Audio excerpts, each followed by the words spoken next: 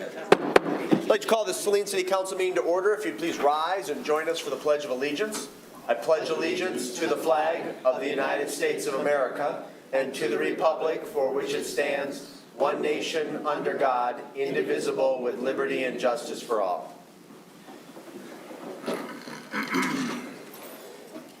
Thank you very much. Members present this evening are Council Members Kamara Sulak, CO, Delorco, Gearbaugh, Rice, Mayor Pro Tem Dillon, and Mayor Morrow. From City staff, we have City Manager O'Toole, Clerk Royal, Community Development Director Harrington, Wastewater Treatment Superintendent Briggs, DPW Director Searles. I don't believe Treasurer Cole is with us this evening. And I believe that's it. The rest of you who are in the audience this evening, we welcome you. We encourage you to sign in the back. To my left, there's also copies of the agenda on the back table, along with hearing devices if you require them. At this time, the chair would entertain a motion to approve the agenda as submitted unless there are amendments. Moved as submitted. Moved by Gearbaugh. Let Gearbaugh be the mover and CO be the second. Hearing no objection to a motion to approve the agenda as submitted, all those in favor signify by saying aye. Aye. Opposed say nay. Ayes have it, and the motion carries unanimously. There are no absences, so we'll proceed to citizen comments on agenda items. Under the Open Meetings Act, any citizen may come forward at this time, make a comment or question on an item that appears on this agenda. Comments will be limited to 3 minutes per person. Anyone who would like to speak is requested, but not required, to state his or her name and address for the record. Are there any citizen comments on agenda items? You will have 3 minutes. The record will reflect there are none from the audience. Clerk Royal, did we receive any in advance of tonight's meeting in which the individual wanted their remarks read at this time? Easy enough. Then we will proceed to the first of two presentations. The first is a quarterly update from our Healthcare Improvement Task Force, and I would invite the task force chair to the podium. Good evening, Caitlin Shibley, Healthcare Task Force Chairperson. I'm going to give you hopefully a brief update. I do have a little bit to talk about. We've been very successful in the first half of the year. So in January, we met and drafted out a strategic plan for this next 12 months so that we can accomplish as much as possible. We highlighted that we want to work on refining the data that we collected, increasing our social media presence, working on a healthcare resource repository, continuing communication with healthcare organizations, and exploring the Healthy Cities Communities initiatives. And I'm going to break each of those down and tell you what we've done and what we're working towards. To start with, we'll talk about data. We did a review of both of the surveys. They are complete, and we have a pretty good picture of what the community is looking for. For our next steps, we'd like to look at aggregate data from the county and identify actionable items. We want to be able to make data-driven decisions to meet the needs of our community, identify partners that can help us meet those needs, and increase awareness of the existing resources within the community.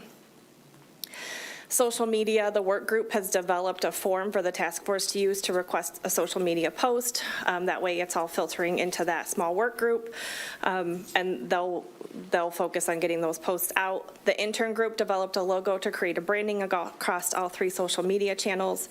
Our next steps, starting this month, the group will identify content that will be shared, including awareness around any special, monthly awareness activities, community resources, and health and wellness events going on in the community. I did share our 3 social media handles. Please follow us. So we'd like to be able to get as big an audience as possible. Healthcare resource repository. We have started an aggregate document. It's going to be a living, working, constantly shifting source of information. We've included resources around mental health, primary care, transportation, physical therapy, occupational therapy, speech therapy, caregiver support, dementia, vision, dental, community health workers, not-for-profit groups. I would like to ask that if anybody is aware of a group or an organization, a healthcare resource within our community, reach out to us so we can make sure it is on the list. Our next steps, I'm going to work with city staff to get the repository published. We're going to use our social media channels, the city newsletter, and some other channels to increase awareness of the resource. And the most important thing is the goal of this resource is to provide a place for community members to go that will connect them with the resources that they need and increase awareness. Healthcare organizations. We have been advised that IHA is bringing a multi-use medical suite to the building at Michigan and Moon. It will include primary care, lab, and some other uses. The U of M lab on Maple has been open, staffing permitted, so that is another access to lab work in the community. We did make contact with the Hope Clinic, which is the free health clinic in Ipsy, to explore options about expanding some of those resources into our community. That is kind of an open item. It has not been resolved yet. Next steps, we're going to follow up with organizations that we've already established relationships and connect with new organizations. As we said, in December, there's been a lot of mergers and acquisitions and shifting, and organizations have come together, so there's some new players in the game, and we'd like to find our contacts and reach out to them. We still recognize that there are some barriers to this. This is our biggest challenge as a task force. Retention and recruitment in healthcare continues to be a challenge as we move forward from the pandemic. I recently read an article that it costs a healthcare institution approximately $250,000 to replace a nurse that leaves. So think about that for a physician or ancillary staff, shift that money in either direction. So fiscal challenges related to lost revenue and the increased cost of staffing is driving financial changes for healthcare organizations. We have to take that into account. It doesn't mean it's a no, it just means we have to work with them. Healthy Communities initiatives, we have contacted a representative from the 5 healthy communities, and we'll be inviting them to a future meeting to share their experience and what they did to make that happen. We spent our last meeting reviewing some resources from the AARP about building healthy communities, and Michigan's Department of Public Health has a Building Healthy Communities initiative that has tools and resources available that we could use to drive some of those initiatives. Next steps, we would like to explore the feasibility of creating published walking maps for community members. You know, a map that would show if you take this route, it's a 3-mile walk, or if you take this route, it's, and get people out. With the weather being so wonderful on my drive-in, it was exciting to see so many people out walking their dogs and riding their bikes and enjoying the community. We want to identify more community partners, and we're looking at this long-term. There's a possibility for grant funding. So with that, do you have any questions for us? It's a great presentation, very Thank you. succinct, but informative. I appreciate that, Caitlin. Yes. Before we yield to questions, Councilmember Seo, as the liaison to the Healthcare Improvement Task Force, is there anything that you would like to add at this time? No, she's covered it all pretty thoroughly, and I believe that she's brought you up to date on what we're trying to do. Excellent. One quick question before I open it up to my colleagues. In addition to the social media platforms that the task force is on, if individuals in the community would like to support your efforts of bringing back healthcare services and amenities to the Saline community, what is the best way for them to participate or to engage with you or the group's leadership? So my email is available through the contact list. We do meet the 4th. We have moved our meeting to the 4th Wednesday of every month. We are meeting at the library. It's open. We encourage people to come and attend, be part of the conversation. If you have something that you would like on the agenda, I do need to know in advance, but you can reach out to Terry or myself, and we'll make sure that it gets on the agenda. And engage with us, engage in our social media. That will keep bringing it forward. You know, we all know how those algorithms work. So engage with us that way as well. Great. Caitlin, what time, the 4th Monday at the Saline District Library? It's at 7. At 7. Yep. And I assume it would be in the Brecken Room? It is in the Brecken Room. Depending on if we need media or not, it's either in the first one or the second one. Much like this, I try to keep it to an hour. I know time is precious. Excellent. Okay. Well, for those in the audience or for those who may be watching this meeting at a later date or reading about it, I would encourage you to get involved if you're interested in this topic. Obviously, we're not going to be successful unless there's a broad coalition of community members who pitch in and help and continue to advocate for our community. Are there questions or comments from the dais? Councilmember Khmer Sulek. Thank you. I support the work that you're continuing to do, and it really resonated when you said your drive in here and seeing people outside.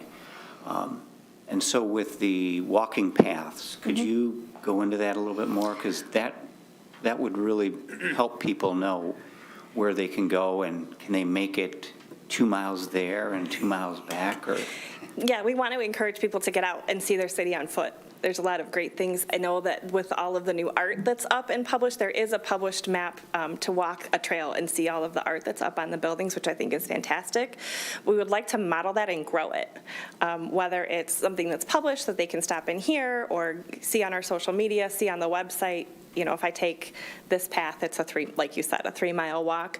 We also talked quite a bit at the last meeting about who we could partner with to make these things happen. Some community groups like the Boy Scouts or Girl Scouts that may be willing to help us to draft those maps and kind of get things moving. So we'd like to see just more visibility about what your access is to trails. We have a big section of the border to border that runs on the edge of our community. So there's a lot of options to get out there and safely walk and, and be physical in the community. Okay, I think that's a fairly valuable community asset that we need to promote. So I'll also mention it to the Saline Youth Council and see if there's interest in looking at that as being a volunteer opportunity, of course, when school comes back in September. Absolutely, thank you. Thank you. Additional questions? Councilmember Rice? To echo that, Parks and Rec Commission, which I am the council representative on, we're looking to upgrade some of our connective trails and whatnot throughout the city. So shoot either Director Scruggs or myself an email. We would love to help you with that. Director Scruggs may even already have some sort of a map that you could build off of. And then also, some of our arts and culture reps are in the back row here today, and they may have some maps that they could share with you as well, so that it's not a, start from fresh kind of a task for you. But yeah, we would love, so one of our goals on Parks and Rec is to create additional pathways. So in doing so, it's very wise to add those mile markers and things like that you would see of like in Henny Field, for instance. Yes, and that's another long-term big goal. Let's think, what can we do to mark them? Right, if you're out and you're on the Purple Triangle Trail and you stay on it, it's going to swing you back for a 1-mile walk. That's a bigger, but we can start with publishing some maps and just getting some information out there about what's accessible in our community. So, and the school is also going to be building a walking trail at Crabtree Field as well.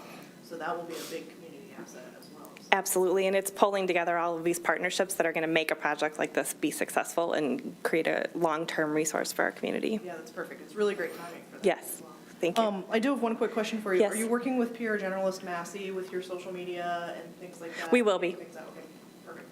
Just wanted to make sure that you all connected as well. Yep, But thanks for this. This is a great update. Thank you. absolutely, thank you. Any additional questions? Mayor Pro Tem Dillon. Thank you. Just sticking on the walking, there is a walking map downtown Yes. on the Key Bank building, which is a good starting point. I do recall that when I was on the Parks Commission, that was a project that we were looking at updating. I'm sure it is still on their radar at some point, but there are some paths that are already established as well, for loops as to what the mileage is for them. So there's always a place to start. Yes, I think So- there's some good groundwork. There's a great foundation that we can build on and make it more accessible to people in the digital age. I don't know that, they may want to know what's available to them before they get downtown to see the map. I think that's a great map. It's a great visual, but I think we can grow it and make it a little bit more accessible. And I know I just want one other comment was that I know you touched upon in your presentation. It's something that I've been very passionate about is, for me, the key element in healthcare is transportation. It doesn't matter where places are if people don't have a way of getting to them. Yes. And so that's an avenue that I'm hoping that the city is going to be able to get some traction on in the very near future. Yes, and we can start with that repository and getting people connected to those resources that provide them with transportation, because there are a few existing within the county, within the community that we just need to, that idea of linking people to you don't know what you don't know, and I think that we do have some resources. Maybe people are, sometimes it's hard and daunting if you've ever been a caregiver or had to, try to find resources for somebody. If you don't know where to start, then it can be hard to find them. So that's where that repository provides value, because it's a connection. Like you have a family member that needs transportation to appointments, then you can go there, and under the transportation tab will be resources that they could check into to see if they are feasible. And we can continue to go from there, looking at what else we can do to provide, additional resources. Fantastic. Well, thank you very much for all the work you've put into this. Thank you. One last opportunity for questions. Councilmember Gearbox. I just wanted to tap in. I saw you'd mentioned AARP, and of course, they're supporting a program in Ann Arbor through the Phoenix application. I don't know if that's what you were referring to, because we actually attended a senior citizens meeting where they had presented, and I hope that's one of the things that we can, I have Get a out. stack of resources. I'm hoping to connect. There are some workshops that we can do based on their resources to talk about what we can do to build on things to encourage that our community is age and place friendly. And it is just a healthy, it goes beyond just, the idea of supporting our older citizens. It also just, there's a lot of resources through the AARP just about healthy communities in general, what we can do to build on those health and wellness resources and be that healthy community that we know we are, but we can build on it. yeah, and this application helps coordinate a lot of the different transportation services Yeah. from People Express to different Yeah. healthcare agencies and such, so I whatever we can will- do to promote that would be great. I will make a note and reach out. Maybe they can come talk to us as well and Perfect. get some more information to us. I don't think there are additional questions. We appreciate the update and Thank you. look forward to more information, and maybe we can sort of tentatively benchmark to have another update maybe late summer, early fall. Yes, I was thinking September. Excellent. All right. Okay, sounds Okay, good. thank you. Caitlin, thank you. Appreciate your leadership and your attendance this evening. We are going to transition to the second and last presentation of the evening, which is an update on the wastewater treatment plant rehabilitation. Bill, are you doing this in conjunction with Mr. Rubel, our consultant from Tetra Tech? No, actually, Mr. Rubel, okay. Well, before I yield the floor to Mr. Rubel, is there anything that you'd like to add at this time, Superintendent Briggs? not at this time, no. Okay, enough. I will just add, we have two presentations, one from Tetra Tech and one from Arcadis, but both on the topic of the wastewater treatment plant. And where are our rehabilitation. guests from Arcadis? Gentlemen, thank you. Very good. Appreciate you being here. Brian, you'll begin, then when you're done, we'll transition to Arcadis, and then we'll entertain questions from the dais. And this reminds me, Mr. Rubel, Mr. Gearbaugh, myself, and some members of staff took our County Commissioner Shannon Beeman on a tour of the wastewater treatment plant today, talk about the potential for collaboration or partnerships with the county, and I want to make sure that she gets this PowerPoint. So City Manager O'Toole, Assistant City Manager Getzman made note of that, but if you can make sure that happens tomorrow, that would be great. Yeah, it wouldn't be bad to send one to Felicia Brabeck and Senator Irwin as well if they have not received it. Well, very good. Did you need assistance? I'm sorry for. I think I may have figured it out. I think you want to go to View Show. I So the want, video is right there. oh, okay, very good. Like if All you right. go right here, this is where the video is, and you just click on that.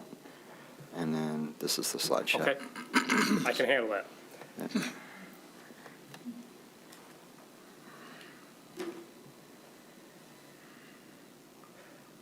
I was going to start with the video. Okay. You may remember we had a technological challenge in Oh, it's your last January presentation. when Yeah. we did that, and I think we've got that resolved here. So we prepared a video of the completed project, and that's what's being displayed here. This is with computer-generated graphics and so forth. So that building right there will be the new Headworks building. It is at the footprint of the white maintenance building right now.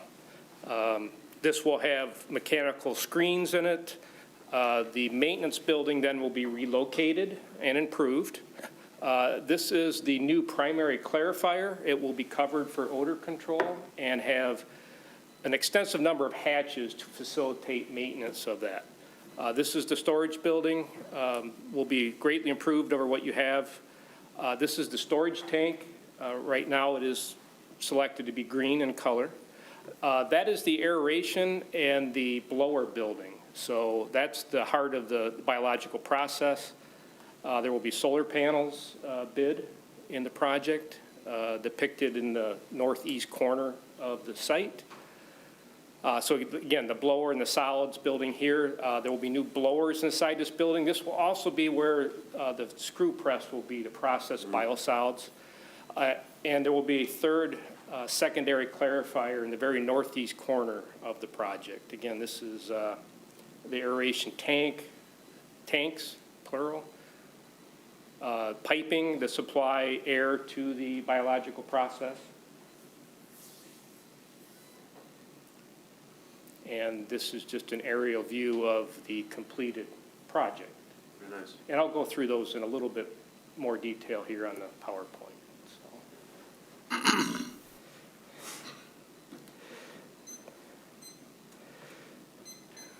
Okay.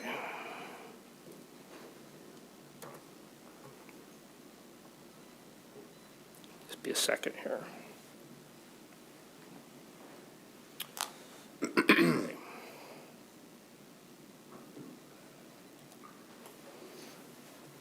It's not advancing.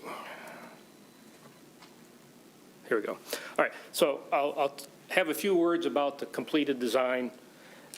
We'll talk about the bidding status. We're right in the middle of the bidding period right now. And I'll just review a little bit more about what you can expect on the schedule and funding opportunities and things like that that we've been pursuing. So again, another image of the site.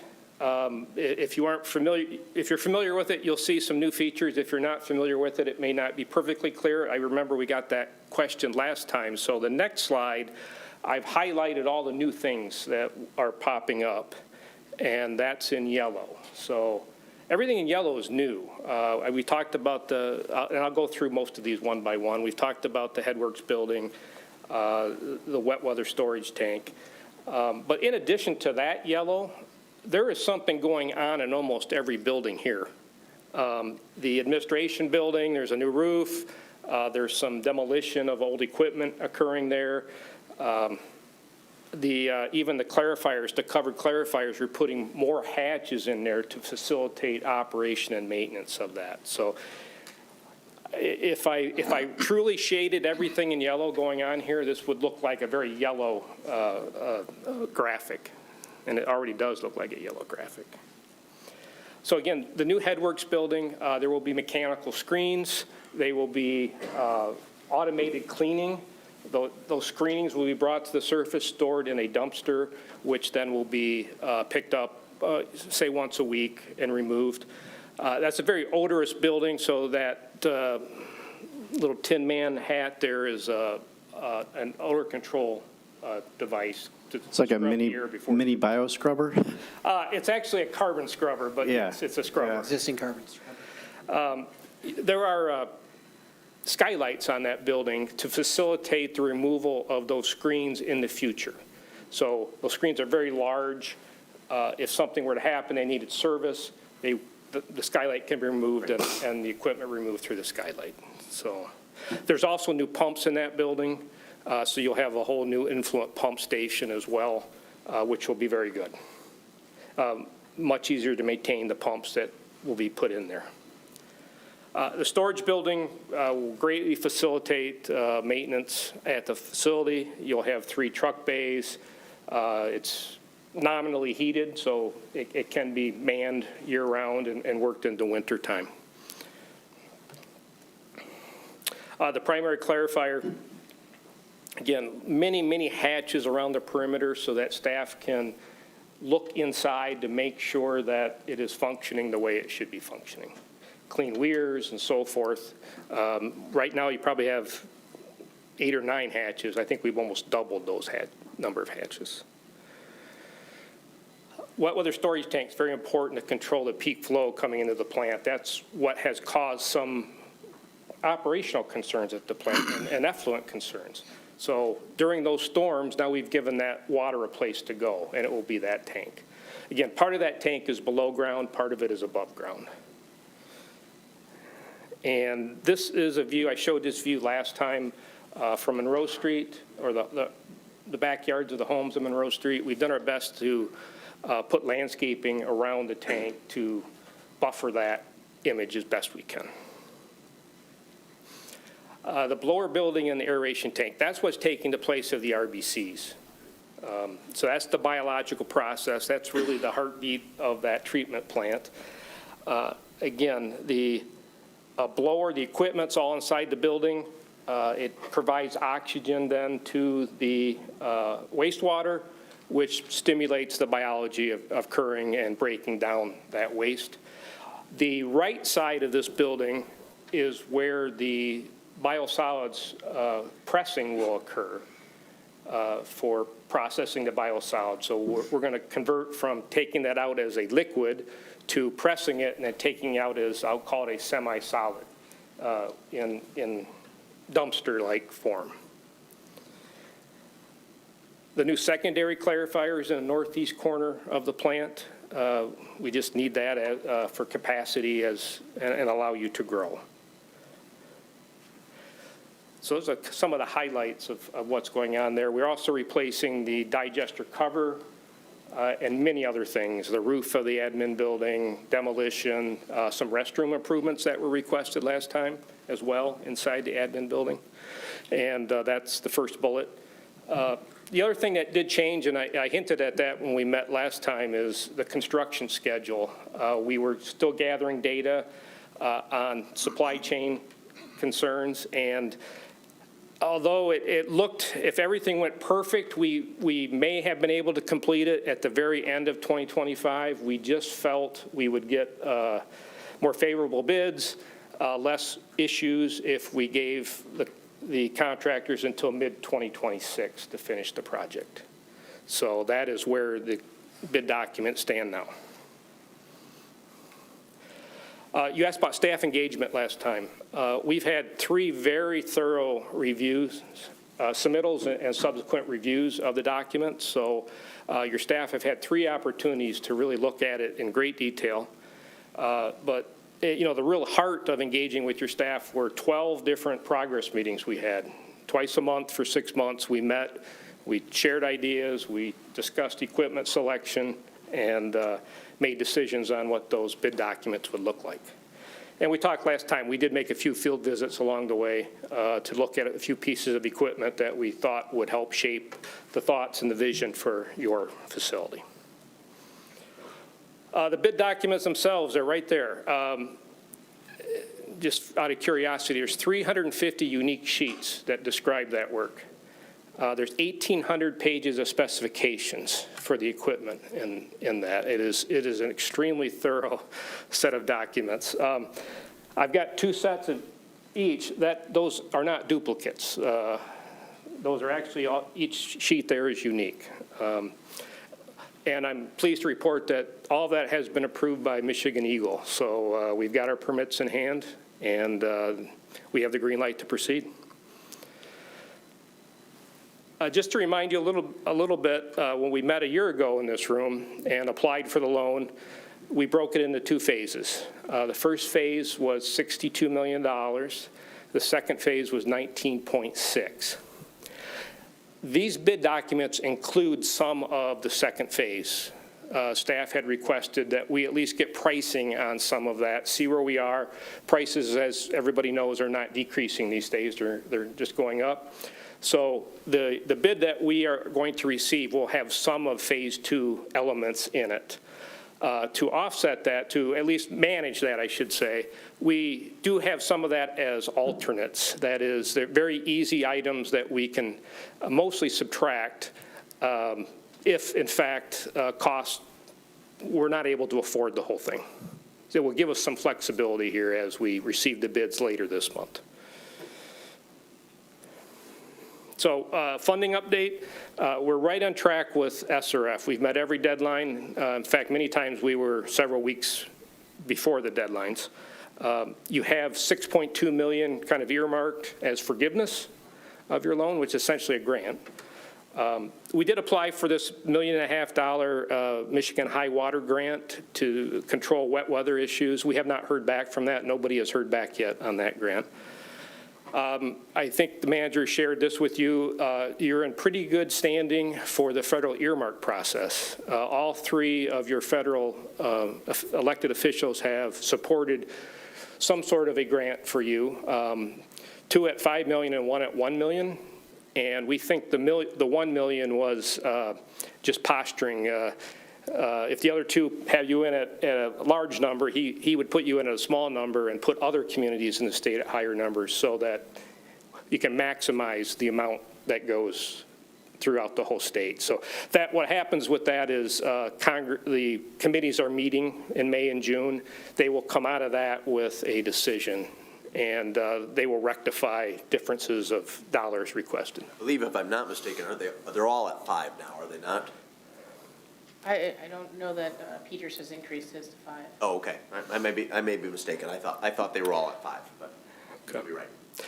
And you could ask, there's nothing that says you can't ask for a second earmark here for in a future year, right, as this will keep going.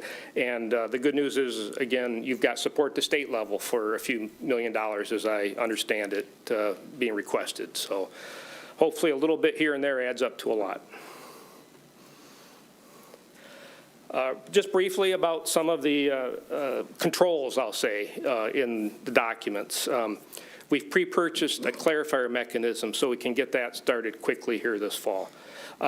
We'll talk a little bit later tonight about pre-purchasing a generator, and there's also a bid out for a transformer right now.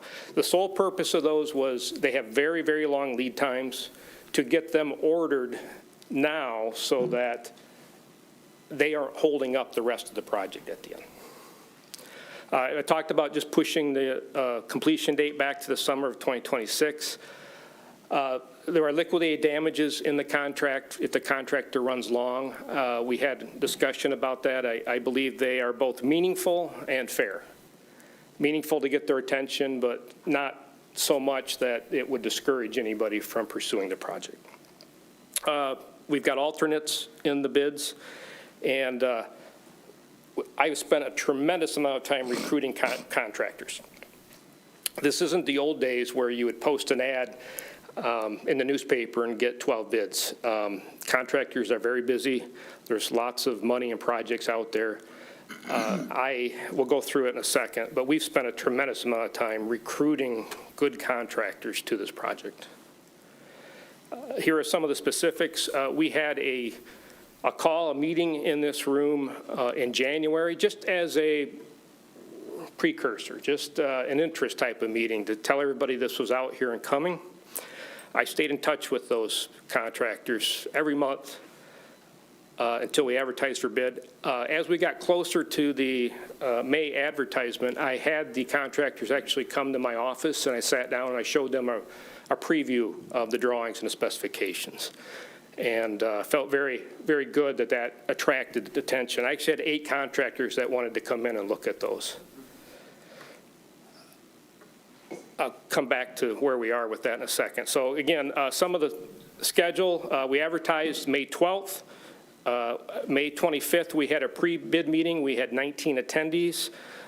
We thought we had about 3 to 5 contractors interested in bidding. The bids are due the 22nd, so we're 2.5 weeks away from bids coming in. We'll be back in front of you on July 10th with the results of that. We do need to make a selection that night so that the loan closing process can occur. That gets wrapped up in August. We should have bonds and insurance right around September 1st to proceed. NTP is notice to proceed. Substantial completion then is May of 2026 with final completion in June. Where we stand with bids is, again, we think we have somewhere between 2 and 4 general contractors interested. 2 in particular have been involved from the January meeting on and have spent a significant amount of time preparing. They continue to ask questions and be involved to this day. So we feel very good that you have 2 proven contractors going to bid. The other 2 that I think are engaged are less proven, more newer companies. So we'll see what they produce. So we're going to transition to our next presentation, then we'll do the questions all at once, Mr. Rubel. So thank you. That was excellent, very thorough. I'd ask our guests from Arcadius to come forward. Mr. Goodman will assist you with your PowerPoint. If you could make sure to introduce yourselves once I yield the floor, that would be great. And if you want to take about 5-10 minutes, that would be ideal, and then we'll open it up for questions either for you 2 gentlemen or for Mr. Rubel.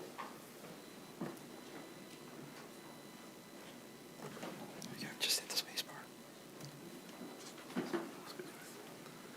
Good evening. I'm Tom Armstrong with Arcadis. I'm our area manager in our water and wastewater practice for Toledo and Detroit. And I'll introduce Fred here in a second. So thank you for the opportunity to share a quick update on our work so far on this project. Since it is our first opportunity to present before council, just wanted to give a quick introduction to Arcadis as a whole. We are a full-service engineering firm with one of our 3 business areas is water and wastewater for design and construction engineering. You can see in the map there, we have quite a few resources in the immediate area, and we've been serving communities like yours for water and wastewater design and engineering services for over 100 years. We did have the opportunity to submit for the final design on the request for qualifications in the fall, so you may have seen our submittal at the time.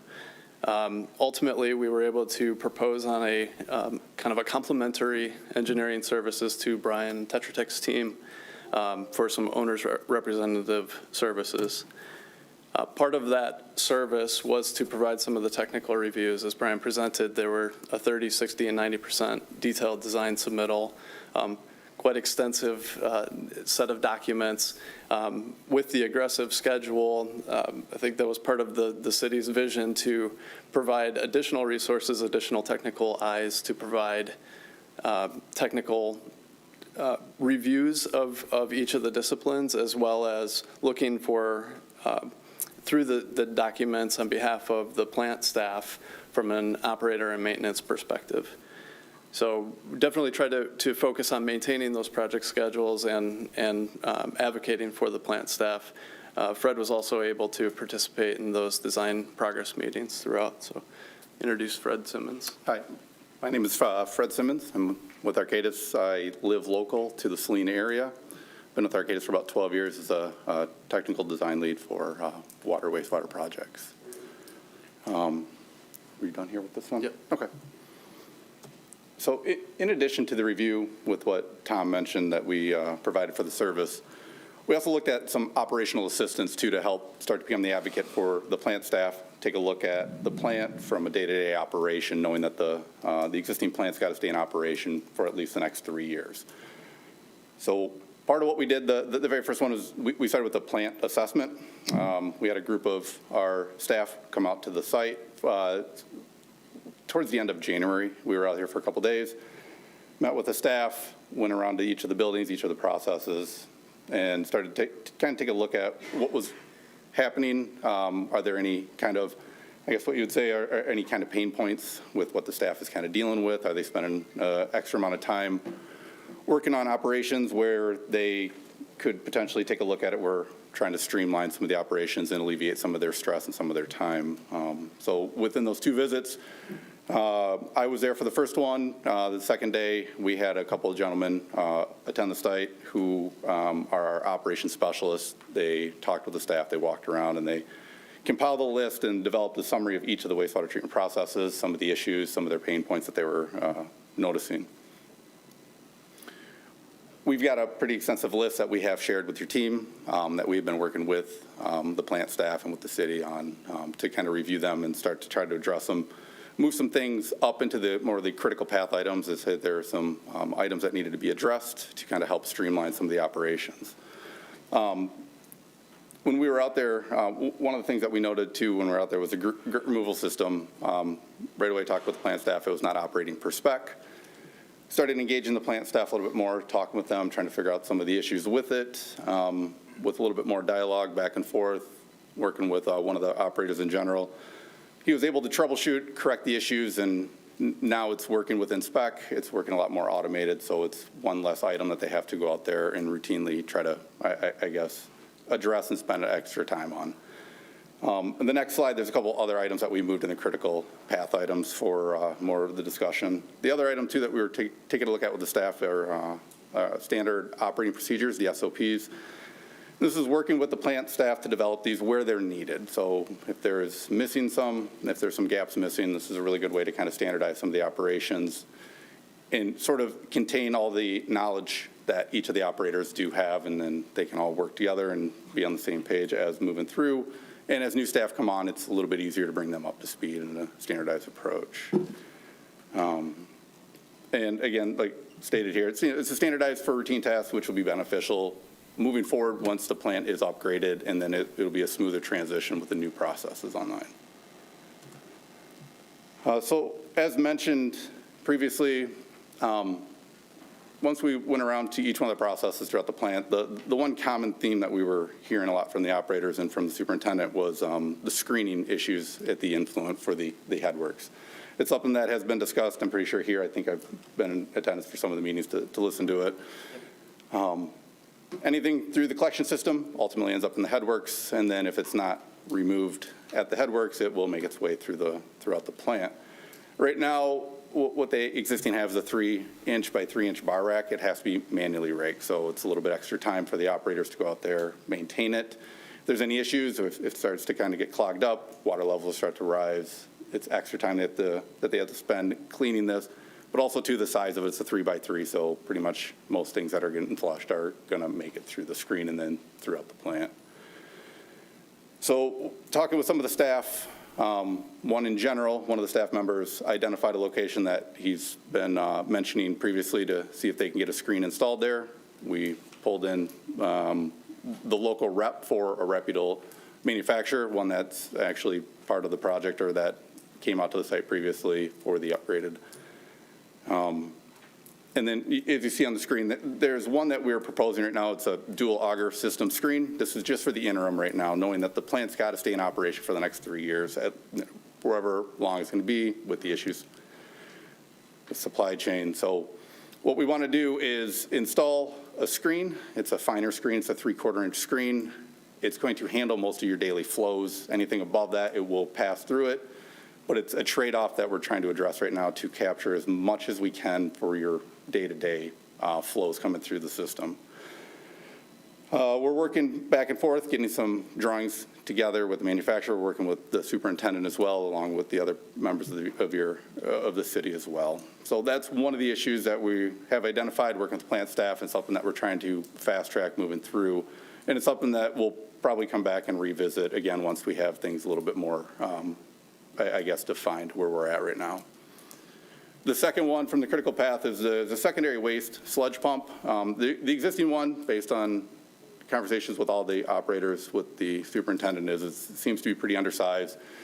It takes a little bit of extra effort for the operators to draw down the sludge within one of the clarifiers. They have to kind of, it's a balancing act that they do. Sometimes they get it dialed in. Sometimes they have to spend more time addressing it. So it's one of these items that we're taking a look at. Can we replace the pump that will then reduce the amount of time that they're actually spending on this so they can concentrate on other areas of the site?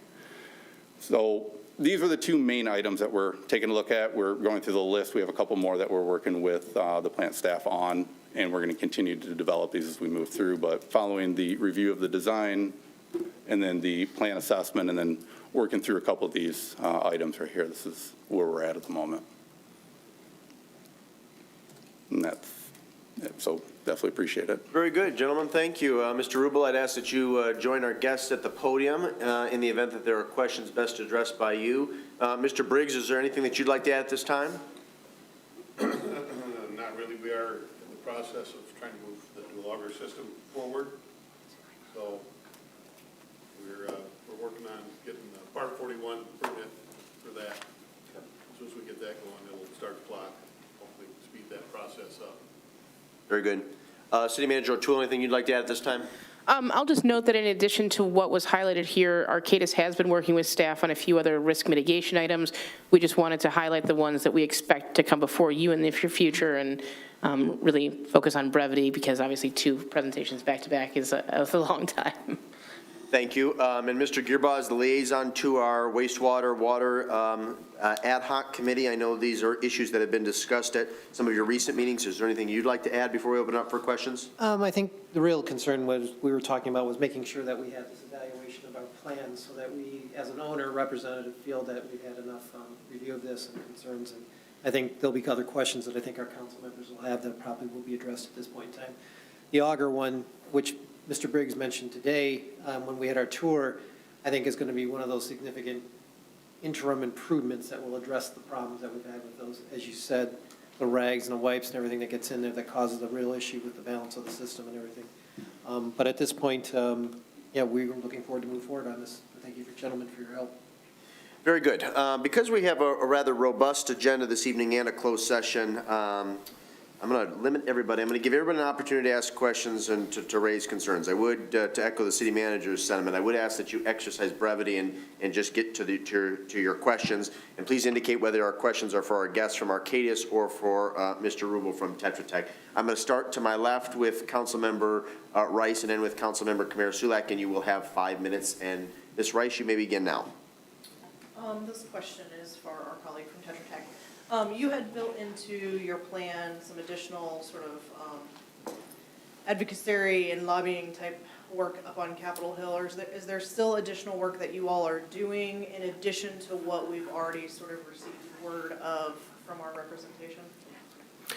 Yes, a couple things. When that comes out of committee, the earmark process, there will be work to reconcile those differences of costs. And so our lobbyist, your lobbyist, will spend quite a bit of time with the various elected officials to make sure that we increase the likelihood and the amount that you get. We're also talking about pending, actually past funding opportunities that have not yet been allocated dollars.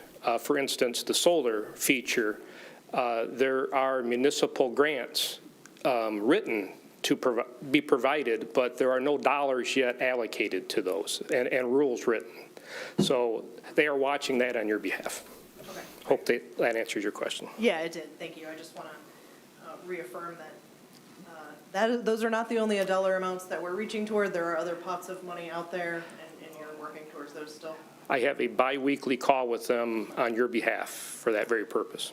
Wonderful. Appreciate that. Other than that, I would just like to echo my colleague, Mr. Gearbaugh, and say that I really appreciate this peer review process. You know, we've talked a lot about how we need to get this done, but we want to do it the right way. We want to make sure that all the specs are correct, that we can maintain, you know, being a growing city and looking toward the future. So I really appreciate the collaboration that we have here in the room. That's all I have. Thanks. Very good. Thank you very much. Councilmember Del Orco, you have 5 minutes if you'd like it. Thank you, Mayor. Brian, cool video. It played this time, yes. You did a great job of laying out what we can expect moving forward. I'm sure additional questions will come up as we get into the weeds around the time the bids come back. So I have two questions. I'll be brief. One is for the city manager and one is for our representatives from Arcadis.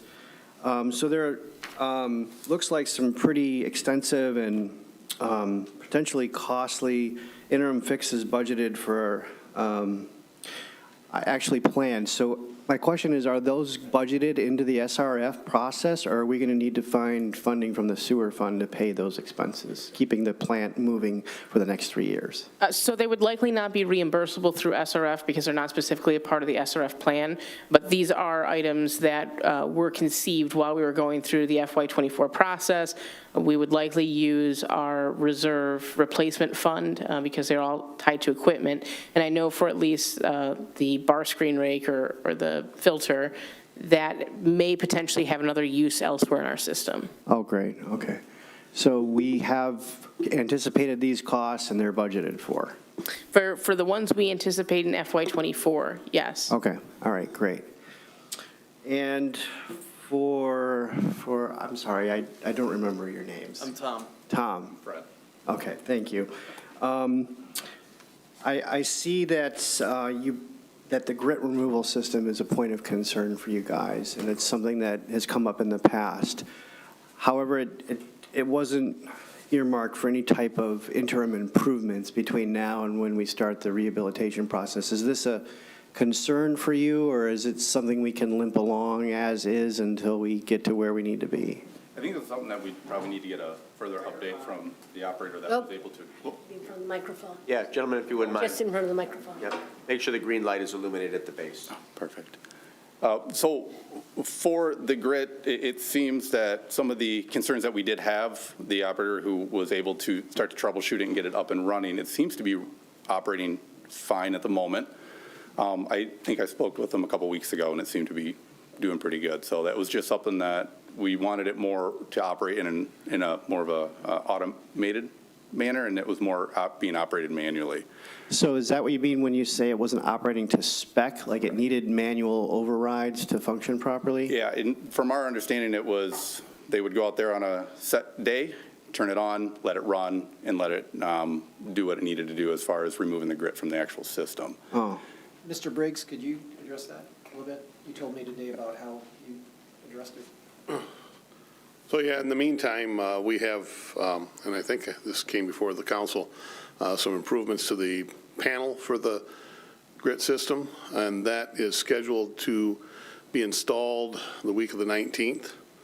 And it's going to take what Fred's talking about, basically a manual operation. We still kind of have to run it manually, but it has improved in its operation because of the work that the guys have done on it, but it's still not perfect. So we get this new panel in, and it runs on auto, in theory, then we should have a much more efficient system. So it's making grit now, and it's doing a pretty good job of handling it. But like I say, automatic operation would be most beneficial, and that's what the new panel is going to be for. So. Okay. That's all I have, Mayor. Thank you. Very good, thank you. Councilmember Gearboff, if you'd like it, you have 5 minutes. Thank you. Generally, these questions are going to be for you gentlemen from Arcadius. Did you identify as you're reviewing, and these are going to just be some basic questions, they're not really pointing flags or issues at Tetra Tech, were there any red flags, any concerns that you identified when you were reviewing from the 30, 60, 90% of aspects that you felt were needing to be revised or addressed differently?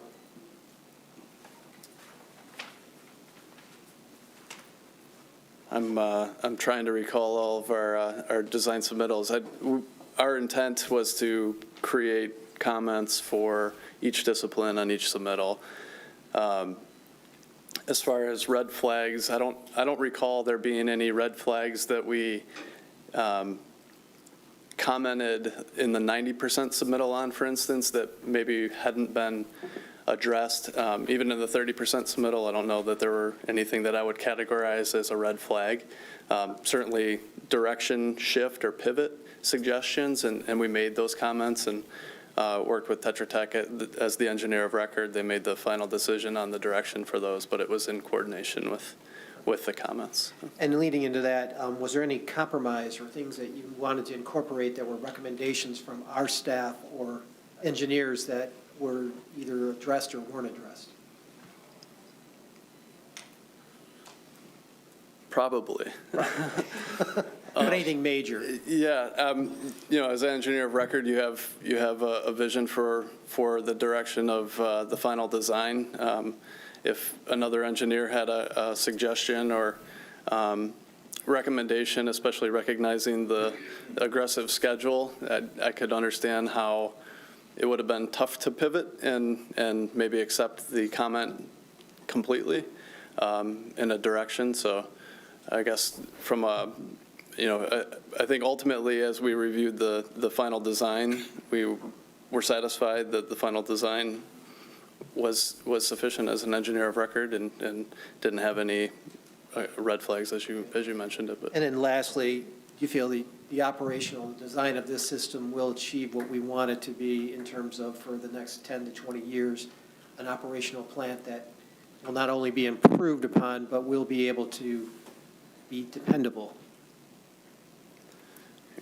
Yeah, I would agree with that statement. With what we reviewed, working with them, what we're seeing, it's a big improvement over what's current right now, more on the automated side, so it's going to be a lot more on the dependable side, reliable, and I would agree with you. And any new technology or untried technology being implemented that, because we had that issue with our NOVA filters, at this time, do you feel that the recommendations of the technology and such is proven and that we don't have anything that we would necessarily be the first tries? I don't recall being model number 1 on any of the processes, so I do believe that they've implemented tried and true technology. Including the aeration tanks and all of that, as that is new for us. Yeah, absolutely. Thank you. Thank you, Mr. Gearbock. Mayor Pro Tem Dillon, you have 5 minutes if you'd like it. Thank you. My questions are probably for Mr. Rubel. When I look at your new schematics, what I don't see is the odor abatement pipelines. Are those going away?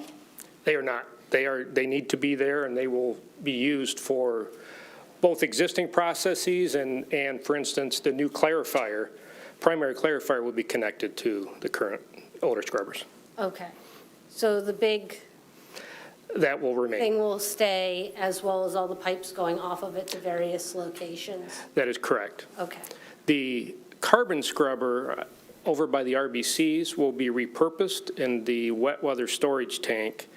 When it is filled, air that exhausted out of that tank will be sent to the carbon scrubber. Okay. So sticking with odor, Are we going to expect more odor during construction? Will there be, do we have anything that we can start to prepare residents, especially those in that area, for during construction? Is there going to be, what is that construction site going to look like? Answer your question, in general, there should not be more odor. There may be a few days when something is being demolished, like the RBCs, for instance, which will still have biological growth on them. The day that we start taking that out, we have to uncover them, and for that week or two, it may be odorous. We are going to put a new digester cover on, so again, we have to move sludge that day. So there will be a few times through the construction where I'm sure the neighbors will not be happy, but long-term, it will be certainly no worse. But those would be planned events that we could message about? Yes, absolutely. We will know that weeks ahead of time and can. can alert people to that. Absolutely can. Okay, fantastic. The other thing that I would love to see at some point is some more rendering, sort of ground level. There's one that sort of shows from homes on Monroe Street, but sort of looking at like the People's Park view because I know that we are extending further out into the border of People's Park. And just understanding even the residents that are over on Crestwood and such that sit up high, is their vantage point going to change? Or is it going to look similar? Obviously, we can see it on these drawings, but understanding what they're going to be seeing. I can do such a rendering. Maybe that's the best way to answer it. Just at some point, I just want to understand, I want people to be prepared as to what to expect. We've run into these situations before where you say, oh, it's going to be green. Prime example is the wastewater treatment plant at Andalina Farms that they decided to paint blue so that it blended in with the sky, even though it's at ground level. There are things like that, I think. My only other concern, I mentioned this to Mr. Briggs when I was out at the property at one point, was that at some point I would like to see cameras installed. We're going to have a lot of open waters once this project is done. That's a great question. Sorry to interrupt, but there are 6 or 8 security cameras being added as part of the project, and that data will be recorded. And very much like you said, doors, open tanks are the targets for those cameras. Fantastic. And one last question. The storage room that has the 3 garage bays, is that going in the current place where the sludge receiving bay? No, that is, if you could take the driveway up the hill, it will be just to the left of the driveway as you go up the hill. So it's empty ground right now. Okay. The current sludge receiving bay, does that change to something else? It depends on the bids and your desire when we get the bids. We are going to take bids to put a screw press in, which would change your biosolids processing. And that will be up at the northern part of the site. If you accept that bid, then we will not need to store sludge, liquid sludge, and we will not need to then haul liquid sludge. So that would change. Thank you very much. We would still need a digester though, right? Yes, the digester is still important and will be functional. Mr. Seal, you have 5 minutes if you'd like it. Thank you, Your Honor. First question is for the gentleman from Arcadis.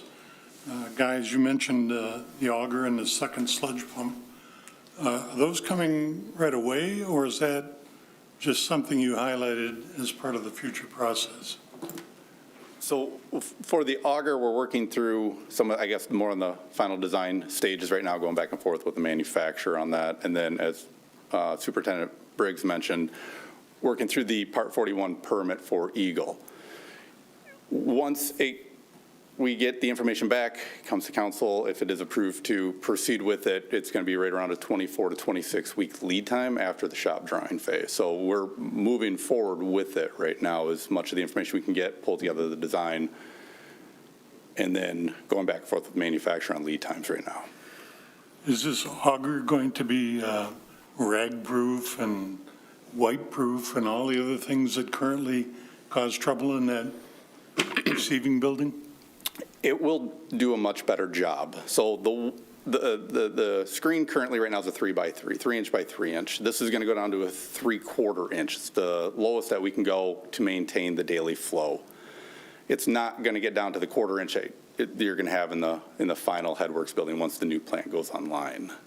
This will remove most of the rags coming out of there and a lot of the debris under normal your dry weather flow or your normal flow conditions. Okay. Next questions are for Mr. Rubel. Mr. Rubel, the blower building, I don't know what you call those tanks behind where they're open. Is that pretty odor-free, that liquid that goes into those tanks? We had that very discussion in January.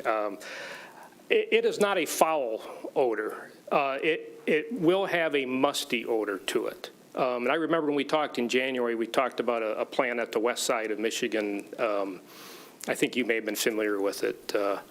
And we did visit some sites with staff and so forth. So it will not be a foul wastewater odor. It may smell like, it may have a slightly earthy smell to it. Okay. The oxygen is key. That keeps odors way down by putting oxygen in that wastewater. All right. Then the other one is the solar array that you have out there.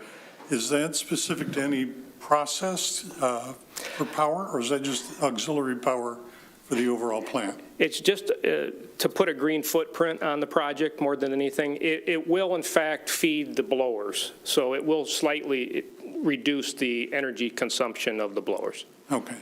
All right. It won't take care of all of it, but it'll knock it down. All right. Those are the only questions I had, Your Honor. Easy enough. Thank you, Mr. Seal. Councilmember Kamara Sulek, we'll end with you. You have 5 minutes. Yes, well, thank you, gentlemen. Just to continue on, well, what percentage of the electricity for the plant will those solar panels bring? And is there a reason why we can't have more? Have you looked at that as a cost benefit long-term? It's only a few percent that's going to knock it down. You do have a rather small site. I mean, you don't have a lot of extra space, so it's a nominal payback. It's approximately equal to the cost of the unit itself, so it's not a major money maker long-term. Right, okay, okay. Very good. And I'd like to emphasize odor control, as you well know, but I have to say it. Get all the oxygen you can in there. Just pump it. And so for Tom and Fred,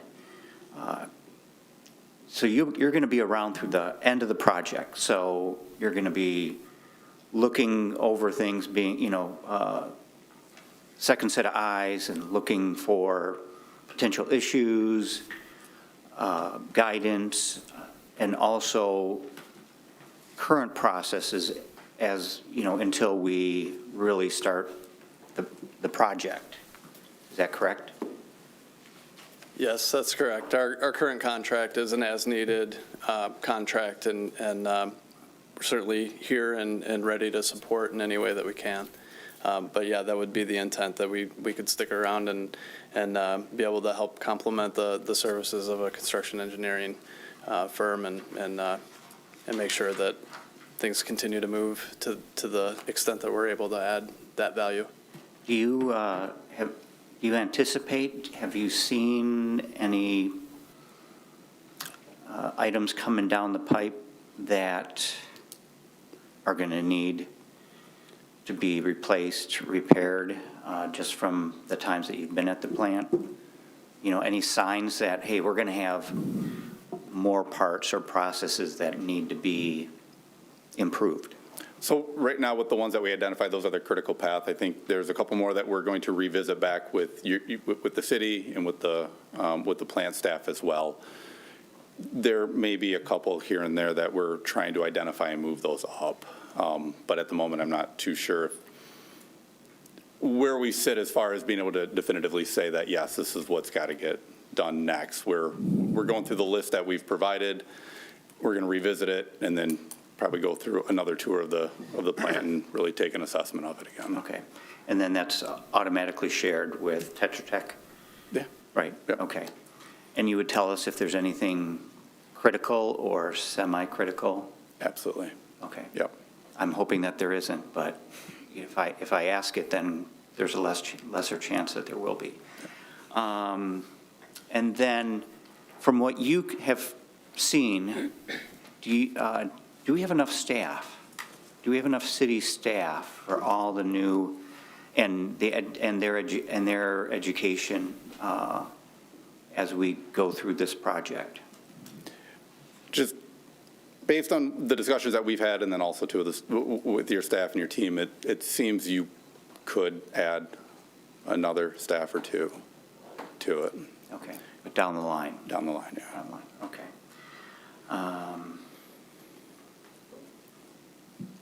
And I'll leave it at that. Thank you very much. Very good. Gentlemen, thank you. We appreciate your time this evening. If my colleagues have any additional concerns or questions, please direct those through the city manager or the wastewater treatment superintendent. And Mr. Rubo, we look forward to having a discussion with you on on July the 10th and hopefully approving a bid at that time. Let's hope so. Very good. Thank you. Appreciate it, gentlemen. Have a good night.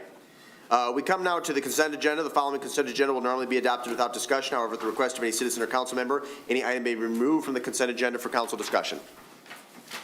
Move as submitted. Moved by CO to approve as submitted. Is there a second? Second. Seconded by Councilmember Del Orco. All those in favor of approving the consent agenda as submitted signify by saying aye. Aye. Opposed, say nay. Ayes have it. The motion carries unanimously. We come now to public hearing, agenda item 23-137, annexation, public hearing for 7641 North Ann Arbor Street, a facility currently used by Saline Picture Frame. The first motion will be a motion to open the public hearing at 8:06, affording the residents of this community an opportunity to speak to the issue. So moved. Moved by Gearbaugh to open the public hearing. Is there a second? Second. Seconded by Mayor Pro Tem Dillon. I'll get you on the next one, Councilmember Kamara Sulak. All those in favor of opening the public hearing at 8:06 signify by saying aye. Aye. Opposed, say nay. Ayes have it. Public hearing is now open. Anyone who wishes to speak will have 3 minutes.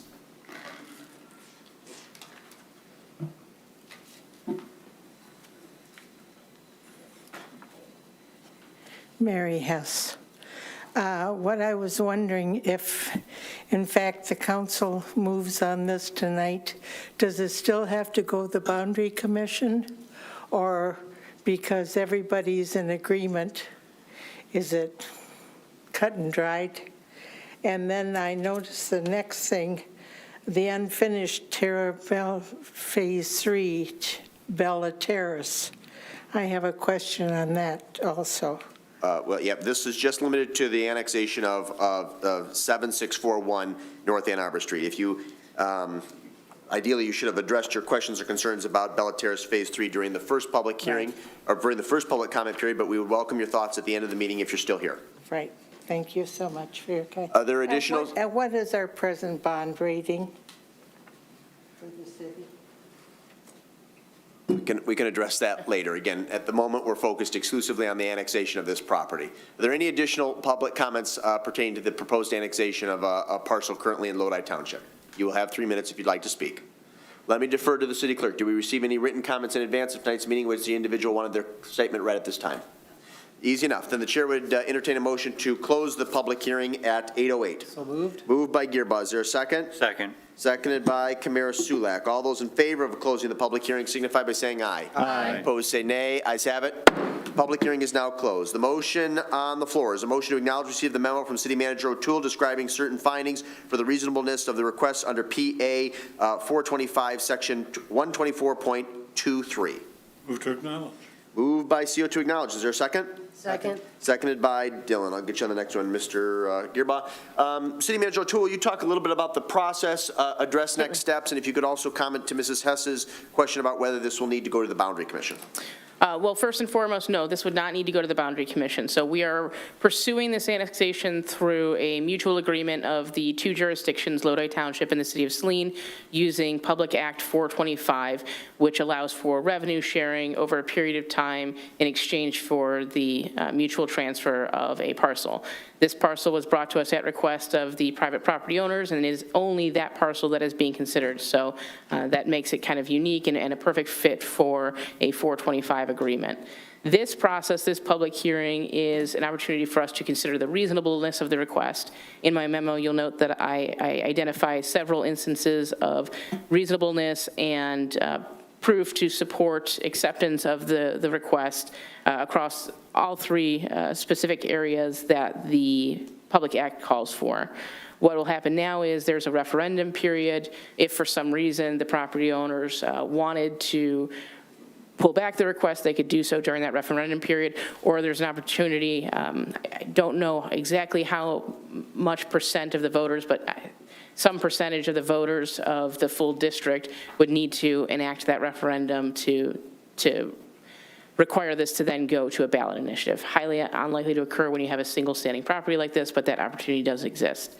Once the referendum period ends, then we can enact the 425 agreement, and at that time, we would send it to the State Boundary Commission, and the transfer would be complete. And for the public's edification, can you remind us of the referendum period?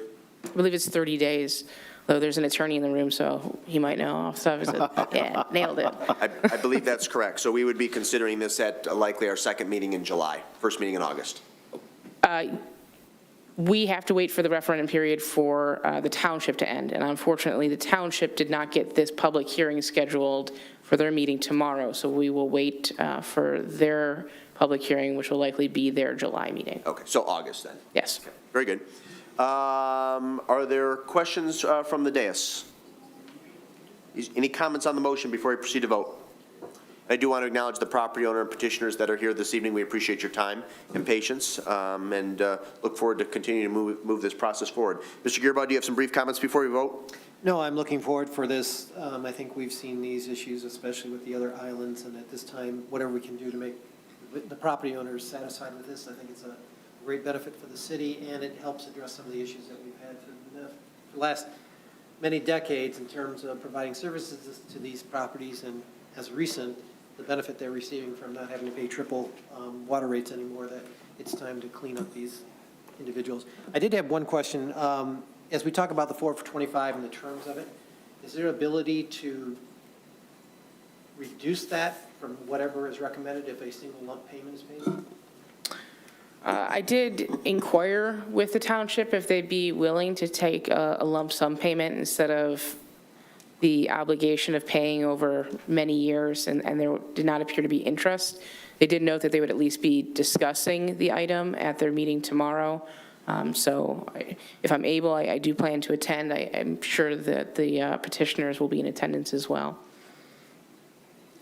That's it. Anything else? Easy enough. We have a motion on the floor moved by Steele, seconded by Dillon to acknowledge. All those in favor signify by saying aye. Aye. Opposed, say nay. Ayes have it. The motion carries unanimously. Thank you all. We move on to unfinished business. Agenda item 23-122, Bella Terrace Phase 3 Final PUD. Let's start with a motion just to acknowledge receipt of the memo from Community Development Director Harrington. So moved. Moved by Gearbaugh. I'm going to have Gearbaugh be the mover and Kamara Sulak be the second. Mr. Harrington, would you like to provide a brief update? Yeah, absolutely. The folks at Pulte and Midwest were a little bit slower than usual getting us the study that you all requested for the sidewalk on the western side of Maple Road. As such, I would recommend postponement. They do think that it's wrapped up, and then Engineer Humphreys and OHM should have the opportunity to review prior to the next city council meeting. The only reason that I asked for a simple motion to acknowledge receipt is I did have an email exchange earlier today with Councilmember Del Orco. Obviously, this issue needs to be postponed. I would just ask the group to consider whether we postpone to our next regular meeting, in which at a minimum 2 of us will be absent, or whether it makes more sense to postpone to our first meeting in July. I don't really care, but I just want clarity on that issue so we know. It's probably ultimately the applicant's preference to have it sooner rather than later, but that said, they're not starting phase 3 within this time period either, so I don't think we're necessarily holding them up. There's also, under strict parliamentary or Robert's Rules of Order, there's nothing that prohibits a legislative body from postponing a second or third time if they deem appropriate. All right, very good. Other questions for Mr. Harrington? Mr. Kamara Sulak, please. Is there any cause for concern that they've been slower than normal, or? I wouldn't say so, considering that the building season's picking up, and Pulte's a rather large firm that has a lot of different operations going on, too. I don't think the sidewalk study that they provide us will provide anything particularly new, despite the site concerns that we already had that it existed with adding a sidewalk at this point in time. But I believe that will be more discussion for the next meeting. Okay, very good. I assume that, but still wanted to With cover the that, bases. Thank you. If there aren't any questions, I'll move to postpone to the first meeting in July. So you want to modify your motion then to acknowledge receipt and postpone to the first meeting in July, which be a date certain of July 10th, 2023? Correct. Okay, Mr. Kamara Sulak, are you Yes. amenable to? I'm amenable. Okay. All right, so we have a modified motion on the floor to acknowledge receipt and then to postpone to a date certain of July 10th, 2023. Is there any additional discussion on the motion? All those in favor signify by saying aye. Aye. Opposed, say nay. Ayes have it, the motion carries unanimously. Thank you all. We move on to unfinished business, agenda item 23-120, ordinance number 856, to define, permit, and regulate accessory dwelling units, ADUs. Let's start with a motion to acknowledge receipt from Community Development Director Harrington. So moved. Moved by Kamara Sulak. Is there a second? Second. Seconded by Dillon. Mr. Harrington, would you provide a brief update, not only for council's benefit, but more importantly for those in the audience or those who may be watching at home? Yeah, absolutely. So as a refresher, the city is currently considering ordinance, they pull up the number again, 856, to define, permit, and regulate accessory dwelling units within our city. Fundamentally, the biggest thing that it changes is allowing accessory units such as a detached garage or a garage to be converted into a unit for dwelling for somebody else in the city. It allows accessory structures to be up to 24 feet in height. Previously, that was established at 14, but all the size requirements are remaining the same. Previously, the city discriminated between how you use that accessory structure. If it was a garage, you were allowed a bigger amount. If it was not a garage, it was a smaller amount. We've now removed the discrimination, so you're allowed one accessory structure that's larger than 200 square feet. The exact size of that depends on your lot size. And then we allow one accessory building under 200 square feet. So not a whole lot has changed, but then importantly, like I said, you can use those accessory structures for an additional dwelling unit at this point in time. So since the first reading, staff created a video that was posted on YouTube and the city Facebook page explaining the mechanics of this ordinance. And additionally, it was brought to the Historic District Commission as well at their last meeting. I was unable to attend the meeting, but looking at the minutes recorded by Assistant City Manager Geschman, the only commentary from them was that honestly they thought it was a little bit too restrictive and the city should consider allowing properties in the R1 districts to pursue accessory dwelling units in the future. Very good. Well, let me defer to two council members before we have questions or comments from the dais. Councilmember Rice is our liaison to the Historic District Commission. Is there anything you'd like to add pertaining to their perspective of this proposed ordinance? No, unfortunately, I was not able to attend the Historic District Commission, but this information was presented to the commission, and they were able to discuss it, and no red flags or questions came out of that meeting that I know of. Very good. And Councilmember Del Orco, the ADU or the proposed ADU ordinance was discussed, to my knowledge, on a number of occasions at our code review committee.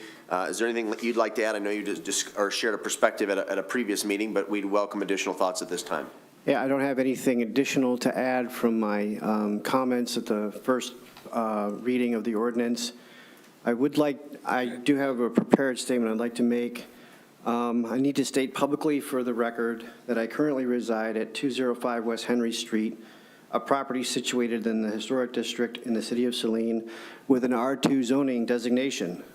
I do not have any financial interest in the outcome of this ordinance at this time. The city attorney has reviewed my personal interest and has determined that no conflict of interest exists such that recusal from voting is required nor recommended. Very good. Thank you, Mr. Del Orco. Are there questions for Community Development Director Harrington or comments for the record? Mayor Pro Tem Dillon. Thank you. Mr. Harrington, just for clarification, there are a couple things. So when we do accessory dwellings now, will they require a separate water and sewer line, or can they tap into the home line? So the city of Ann Arbor originally required separate water and sewer lines, and it was found to be rather cost prohibitive. We're talking about $10,000 minimum for a separate connection. So currently the ordinance is written that they can connect off the existing connection. So it would be a branch off the existing connection, and how they choose to divvy up the various fees is between the homeowner and whoever is residing in the ADU, sometimes the same family, sometimes being rented, et cetera. However, that said, the homeowner can't opt for a separate connection, or in cases where the city engineer believes it's necessary for the well-being of the overall utility system, she can mandate that they provide a separate connection as well. So we have two catches there. Okay. So would it be in this, we're always talking about bringing on new users, so to help maintain our systems, and that's, what we're doing. So are you looking at this as we're just going to increase volume? We're not worried about those connection fees? Right, so we wouldn't capitalize on the connection fees in the same way, but we're also talking about, at most, an 840 square foot unit. And that's 2 stories, so that would be 400, or 840. It's not a 1,500 square foot house or 3,000 like some of the newer ones are. I mean, it's a relatively small adjustment for the system to make, given the very narrow scope of this to begin with. Okay. And then what is the protocol for the number of people that would be able to live in an ADU? Is it based on square footage? So the building code would have an aspect to say on square footage. I believe we have specific rules. I would have to double check though on the residences of families in our excuse me. There's some catches based on how many people can live in a dwelling that are not related.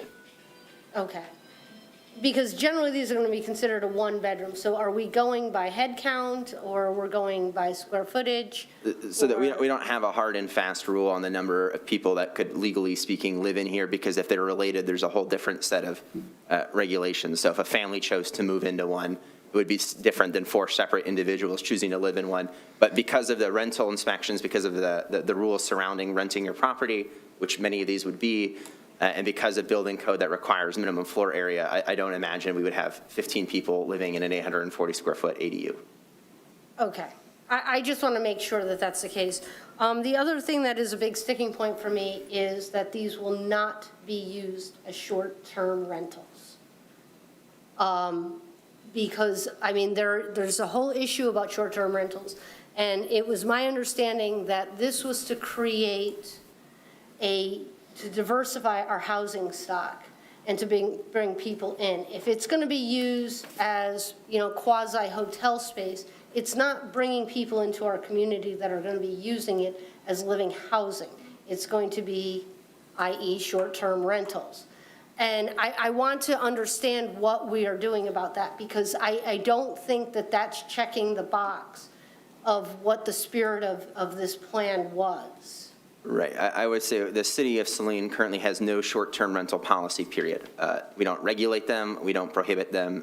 We regulate not Airbnbs. We regulate bed and breakfasts, but it's a very specifically defined thing within our ordinance. Right. So that said, there is no provision allowing or not allowing short-term rental uses of accessory dwelling units, precisely because the city has no stance on it regardless for the principal structure, for the main home. I would also add that accessory dwelling unit conversions are not necessarily cheap to do. So I don't imagine you'd see these proliferate in the R2 district for the sole purpose of Airbnb. I don't think that would be a sufficient stream of income to justify the expense incurred to build such a structure or unit. So, but I understand that concern. But currently there is nothing in our ordinance that prohibits people from using it as a short-term rental. Okay, I would like to continue that conversation with the rest of council at some point. The other thing is the 24-foot height. Is there any relation to the size of the house? Yep, so I forgot to mention that. So it's 24 feet in height or the height of the house, whatever is less. Okay, perfect. Thank you very much. Any additional questions for Mr. Harrington? Mayor Pro Tem Gearbaugh, and then I'll jump to Councilmember Rice. Yeah, and one of the questions, I agree with Mayor Pro Tem Dillon regarding the Airbnb issue. I would like to have a timeline on what it would be in terms of us introducing that type of ordinance in our community. I think this has been consistent in St. Joseph, Barron Spring, number of communities where this is coming up, and in fact, just recently was discussed in a number of articles. So I agree, I have this concern, but it's a more general concern, and I would like to have that addressed by council. So that's she and I both. Can I stop you right there real Yep. quick? On the issue of Airbnbs, I also concur. It's 2023. We should have some clear, unambiguous regulatory framework regarding Airbnbs. I don't think the status quo is sufficient. following our established or normal protocols, that would be something that we would direct code review to begin working on and make a recommendation. Is there any objection to us following that path and having both, well, technically it would be Mr. Delorco would be our liaison to code review from City Council, but of course Mr. Gearbaugh also serves as the liaison to planning. I think the code review would be happy to take up such review. Okay, yep. Okay, very good. Please continue then. Can I, so is there a particular direction you had in mind with air, or was it a strict prohibition? Anything to kind of start off of would be helpful. I think there needs to be some regulation about how and where and what's allowed, because I think where we've seen a number of issues in other communities is that it's more happening in tourist towns and those type of things. But if we get to a point where we don't have any recourse in terms of disturbances, I mean, we have some of those, but if it's a repetitive thing, I think it's one of those things where we need to put the cart after the horse, not before it. Yeah, I wouldn't necessarily be in favor of a strict prohibition, but tight controls on what is permitted and where. Okay. Please continue, Mr. Gearbaugh. Oh, that's fine. When you mentioned the height at 24 feet, as you know, ZBA just had a recent issue with a building in terms of extending the height. Is this an existing building? Or if you decide to build a new auxiliary structure, are you allowed to build up to 24 feet high? It would be either, but like I said, it's also capped or at the height of the principal structure, whichever is less. So if your home is only 17 feet in height, you obviously would be capped at 17 feet in height for the a detached accessory structure. But if your home was 30 feet, you're still capped at 24. So I guess that's where, actually, this would now allow you to build an auxiliary building, but you'd have to have it has to be a AUD where it's a living building, then you would be able to get that exemption? No, the height is just for all detached accessory structures specifically. Doesn't matter if it's a garage or. Well, that's my concern, though. Right. If we just had ZBA just deny something based on that. Well, I think the ZBA's concern in that particular case had far more to do with the size of the structure in terms of gross floor area than the height. So it was actually part of that presentation. The specific thing I mentioned is that the height variance is neither really here nor there, with the assumption that this ordinance would likely gain traction at the City Council. No offense, but I have a disagreement with that if we have a garage right now currently is supposed to be 14 feet at the median. If this is going to allow you to automatically be granted the ability to exceed the height up to the height of the existing house, it seems like we have a conflict there, especially with an auxiliary building. Whether it's used or not used. Am I missing something here? I mean, it sounds like you're saying that you can build an auxiliary building by right up to the height of the existing building. If the existing building is 24 feet tall, Yes, you could build a new garage 24 feet tall. that is correct. Again, that's in conflict with what we just did in ZBA. And Ms. Dillon can accommodate for that, but you were at that meeting too. Right, That was one of the issues, but right now, when you build a garage by right, it's restricted to 14 feet at the median. I think what Community Development Director Harrington is saying is that particular variance was denied more on the square footage of the building than the height. But again, There that's. were actually two. Well, so there are two One technical was- variances, but I'd also say it wasn't denied based on the merits of whether a 24 square foot garage, or this one was 16, whether a 16-foot garage was appropriate from a policy perspective. It was denied based on the fact that for a variance, you have to demonstrate practical difficulty, which that applicant did not. So it had nothing to do with this particular aesthetics of the proposed garage. It had to do with the process that is a variance, which demands that you provide practical difficulty or hardship about why your lot is unique to be granted an exception from the code. So there was a legal framework in which that variance was denied that kind of supersedes the policy or the aesthetic decision of the City Council to allow a structure to be 24 square feet in height. So even if it makes aesthetic sense, you can't grant a variance unless a difficulty is shown that there's no way that they could reasonably comply with the code. I agree, but this proposal, as you're saying, grants you that ability to build a much taller building than would be allowed if you weren't in this. No, it's for all detached accessory structures regardless of zoning. We have So I garages currently taller than that now. No, but I can't, I know, look at our current, if you look at our current thing, to build a garage A The height is detached. restricted, a- a detached garage. A detached garage, yes. Correct. A detached garage is restricted to 14 feet in height. That is correct. There are examples that of non-conforming, that predate our zoning code that are taller than that. I will give you that. But yes, currently our zoning code restricts detached accessory structures throughout the city at 14 feet in height. That's the soffit, not the peak of the roof. That is correct. Yeah, okay. It's not the peak, it's the midpoint. Midpoint, okay. But again, does this policy allow you to build that without having to request a variance? Yes. See, I have a problem having a policy that does that when it's restricted without, so it just seems like we're conflicting and allowing a certain space to build a much higher building than we would allow anywhere else in the city. But that's not, so any zoning district, so you don't have to be just in the R2. It's any detached accessory structure, regardless of whether it's being used as a garage or as an accessory dwelling unit, regardless of whether it's in the R1A or the R2 or the R3, could be up to 24 feet in height or the height of the principal structure, whichever is less. So I can build a garage tomorrow that's 24 feet tall. I don't know how tall your house is. My house is 36 feet. Yes. Yep.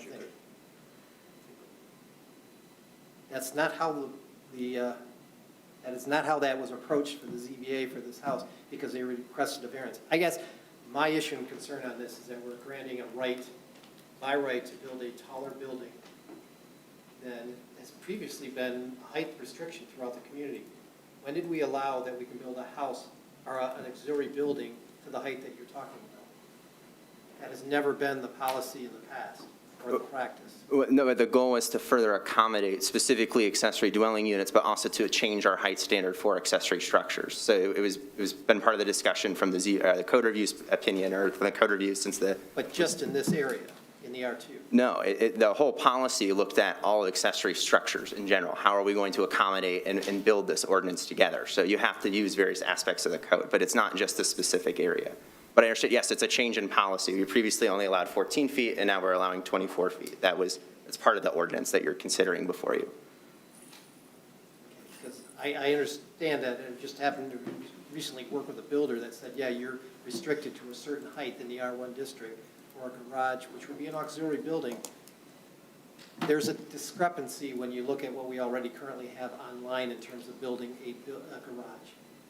So I'm just saying that there's communications and information that's conflicting with what you're proposing here, and now you're saying that that information, building a building up to 24 feet is allowable, or the height of the house is allowable throughout the.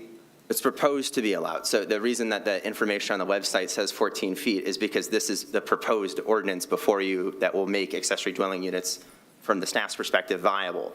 So it's part of the proposed ordinance, so it's not contradictory because it hasn't been adopted yet. Right, but this will now expand beyond the R2 district. That is correct, yes. It would be an unintentional consequence, so to speak, but it was intentional, so I can't really say it was unintentional. Well, I would say that's something that we haven't discussed until just now, that that's going to extend out into the R1. The entire discussion we've had is this was only going to, whatever was happening as a result of this, would only impact the R2. Now, I think it's made very clear that the R2 is a pilot program, and the intent is to eventually expand it beyond the R2 district. But that is not what we were attending right now, and as a result, passing this currently will extend the right to have a garage or auxiliary building higher than what is currently limited, correct? That is correct, because there's not necessarily a way to narrowly tailor this ordinance in such a way to only accommodate the R2 when it comes to specifically the height issue. So I need to make sure that this council and this community understands that now people can build larger auxiliary buildings on their property without the need of a variance. Yeah, they can build it taller, yes. Right. The square footage of those buildings has remained the same, but yes, they can build them up to 10 feet taller. Which that was not a consequence or ever discussed prior to the night when we were talking about this. I'm making that clear. This has not been discussed prior to the night in terms of extending it outside of this region. It was something talked about at length at code review prior to your arrival on that committee. Yes. But not discussed with council, and I don't think the council understood that, neither did planning commission. Thank you, Mr. Gearbutt. Councilmember Reich, I believe you had a question? Actually, I have a statement to make. 'Cause Oh, please. I too live in the R2 district in a historical home and have been advised by our lawyers that I am not in direct conflict of interest, as I won't be directly receiving any funds from this decision. And they also advised us that those of us who live in the district do not need to recuse ourselves from this vote. So I just wanted to make that public statement. As for the height of the buildings, Community Development Director Harrington, remind me, didn't we, and this might have been when I was sitting on code review and not here at council, didn't we have some sort of documentation where we looked at height? I can't find it in this documentation, where we were looking at heights of stories versus footage, like we removed the word stories from things and we made it a specific height. Yeah, that is correct. So that was and that was an ordinance that council adopted in January. That had more to do with our regular building standards, so the principal structured standards as well. Originally, actually, that was included in this language as well, that it used to be 1 story or 14 feet in height. The original proposed version of this code was 2 stories or 24 feet in height, but since we removed the stories from the principal structures, we now subsequently removed it in the accessory structures, because stories is somewhat aesthetic or subjective versus height is a defined number. So Mr. Gearbout, you're saying those two numbers no longer match? What I'm saying is that if we pass this ordinance tonight, we are now granting the ability to build much taller auxiliary buildings throughout the entire community. So right now, where you may have you could have up to, say you had a 24-foot tall, 2-story house and it's 20 feet tall, you now will be able to allow a regular 20-foot garage or higher, depending on the height of whatever the building is, anywhere throughout the community, and we've never done that in the past. Well, this is a new thing that's being allowed. If it eases concerns, I can add that most new garages are attached to the home, and as a proxy of being attached to the home, they can be identical to the height of home, and in fact, a garage could actually be taller than a home. An attached garage could be, assuming that they're using the top of the garage for more storage, or even a bonus room, et cetera. If it's attached to the home, it can be the peak height in our city, which is 35 feet. So there's already ways, based on just how you configure your lot and using the attachment method, to make it taller already. And so with this height, is there any change in the setbacks? The setbacks have all remained identical. So I could still be 3 feet, or I don't know what it is right now. It is 3 feet from the property line. 3 feet from the property line and 10 feet from the next door building? From the next adjacent structure, I yes. could build a building, if I have a 20-foot story, I can build a 20-foot garage next to that. Yes. Again, that's the issue. There's always been concerns about building large auxiliary buildings that overshadow other properties when they're on smaller lots. And that has never, this is a different practice that I don't believe Planning Commission understood was going to be the consequence. They thought this was going to be part of the R2 only, where there are currently buildings and barns and things like that. I just didn't think this was going to impact the R1 areas or the other areas of the city, because we said we were not extending it yet to the R1s. Right, not extending the use. I would. Extending the height. Right, I think I made that to the best of my abilities rather clear in the memos I submitted the planning to code review into this body, so I apologize if that was missed. Yeah, I do want to note, this specific issue is called out in Community Development Director Harrington's memo. It is listed under changes proposed, section 2B. So this is not new information, but I understand if more conversation needs to occur around it.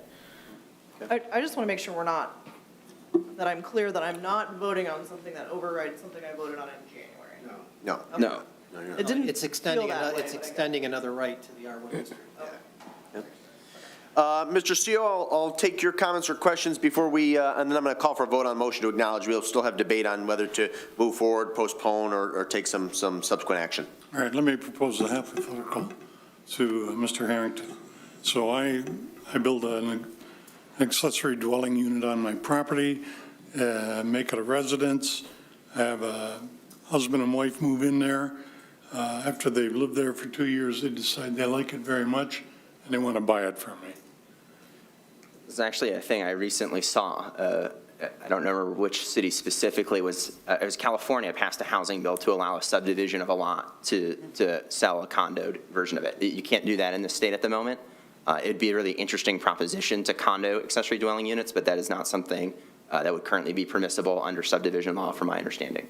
Okay, because of the size of the lot, or? It would be a combination of the size of the lot, and then I don't know how exactly the condo process works. I might defer to our attorney on that one, but yes, the size of the lot, the subdivision of itself would be problematic. Okay, all right. It would also then, at that point, become a principal structure of the lot that it sits on and not a accessory, a subordinate to your principal. Very good, thank you, Mr. Seal. We have a motion on the floor moved by Camara Sulak, seconded by Dillon, simply to acknowledge receipt of the memo from Community Development Director Harrington. All those in favor of acknowledging receipt signify by saying aye. Aye. Opposed, say nay. Ayes have it, and the motion carries unanimously. We could have a motion on the floor to acknowledge and adopt, not to adopt, or any other appropriately worded motion the chair would be delighted to entertain. I'd like to, Okay, that motion is in order, however, you have to provide a date certain for your postponement. Okay. We can go into July then, when the full body would be back. So that July meeting, which was The 10th? July 10th. That motion is in order, so a motion to postpone until July the 10th was moved by Dillon. Is there a second to that Second. motion? Second. Who is the second, Delarico? Yeah. Thank you, sir. I was going to suggest the same thing. Okay. Is there any additional discussion on the motion? Mr. Gearbaugh? I would like to have this reconsidered by planning to make sure that they understand what this attributes to expanding beyond the R2. Yep, I would make two suggestions, assuming the motion passes. One, that this is added as a discussion item at the upcoming Planning Commission meeting, just to make sure that they're crystal clear on what's being proposed. And then I would suggest to staff and to the Mayor Pro Tem that if it would be helpful for council to have a more substantive discussion on this proposal, in the event that the issue of height is causing consternation or anything else, that you do have time in advance of your next regular meeting on June, is it 26? You could have a work meeting in advance of our regular meeting or our regularly scheduled meeting at 7 p.m. So I would leave that to the Mayor Pro Tem and staff to decide whether that's appropriate. But that is an option as well. Okay? Any additional discussion? Okay, then action will be postponed until July the 10th, 2023. That was moved by Dillon, seconded by Delarico. All those in favor signify by saying aye. Aye. Opposed, say nay. Ayes have it, and the motion carries unanimously. We move on to new business item 23-138, community event request, Jazz in the Park. This will be a motion to acknowledge receipt of the Jazz in the Park community event application and to approve or not to approve the community event for July 22nd, 2023, and to waive or not waive any fees associated with, I think that should be said event. I'll move to acknowledge and approve and not waive any fees. Okay, it was moved by Gearbaugh to acknowledge, to approve, and not waive any fees. Is there a second to that motion? Second. Seconded by Dillon. Clerk Roy, would you like to begin? And we'll entertain comments from our guests. We appreciate your patience this evening. So, Go ahead, Terry. Okay, please. okay, we are the Arts and Culture Committee, part of it. And we. You want to introduce yourself? So I'm Diana Morning. Okay. I live in Saline off Willis Road. And this is, Brett Pollington, Ann Arbor Street. Okay, and we have Catherine Downey in the back, the chair. Very good, thank you. so we would like to host an inaugural Jazz in the Park concert at Mill Pond on Saturday, July 22nd, from 4 to 8 p.m. And this will be a free event that the Arts and Culture Committee hopes will expand its reach and showcase a variety of experiences to engage the community. We'd like to have 4 food trucks, which will be spaced a minimum of 10 feet apart. I have a layout that, I only made 1 copy, but I do have a layout of how we would like to have things set Councilmember up. Rice, and we can pass it down, or across the dais, rather. To advertise the event, we will utilize EMU's Linda Yan. I don't know if she's still with EMU. I think she's with WRCJ, and she's the jazz host, and she is well-known throughout, actually, the country and the state in terms of being a jazz aficionado. We will also use the Saline Post online edition and its Facebook page, the Sun-Time News, our Arts and Culture Facebook page, and the Ann Arbor News. And we also plan to post flyers in various businesses throughout the city. So we've been working out the logistics. We can't actually do concrete planning until we actually have the okay for the event. So we will have the trash cans placed near the food trucks and strategically located, around the sitting area. We would like to have the presence of 3 police officers to assist with parking and crowd control.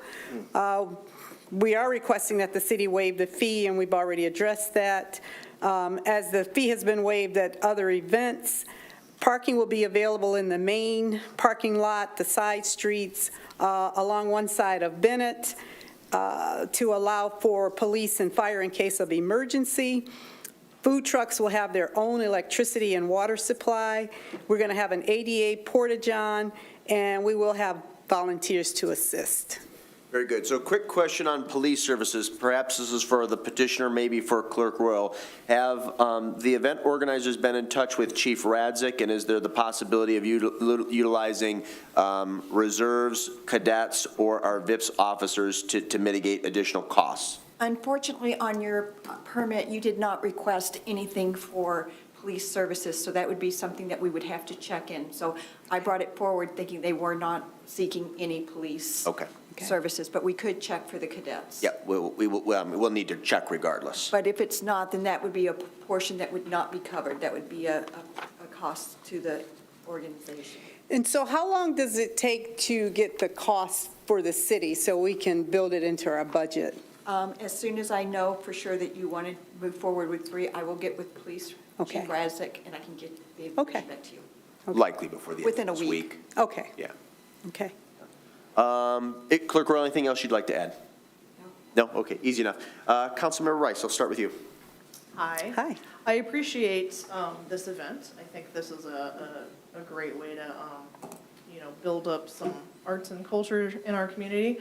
I do agree with my colleague that now is not a time where I am in support of waiving the fees. And, for 2 reasons. One, we've already gone through a kind of a deep dive in what we're able to support for the upcoming fiscal year and for this fiscal year as well. We've already budgeted it out.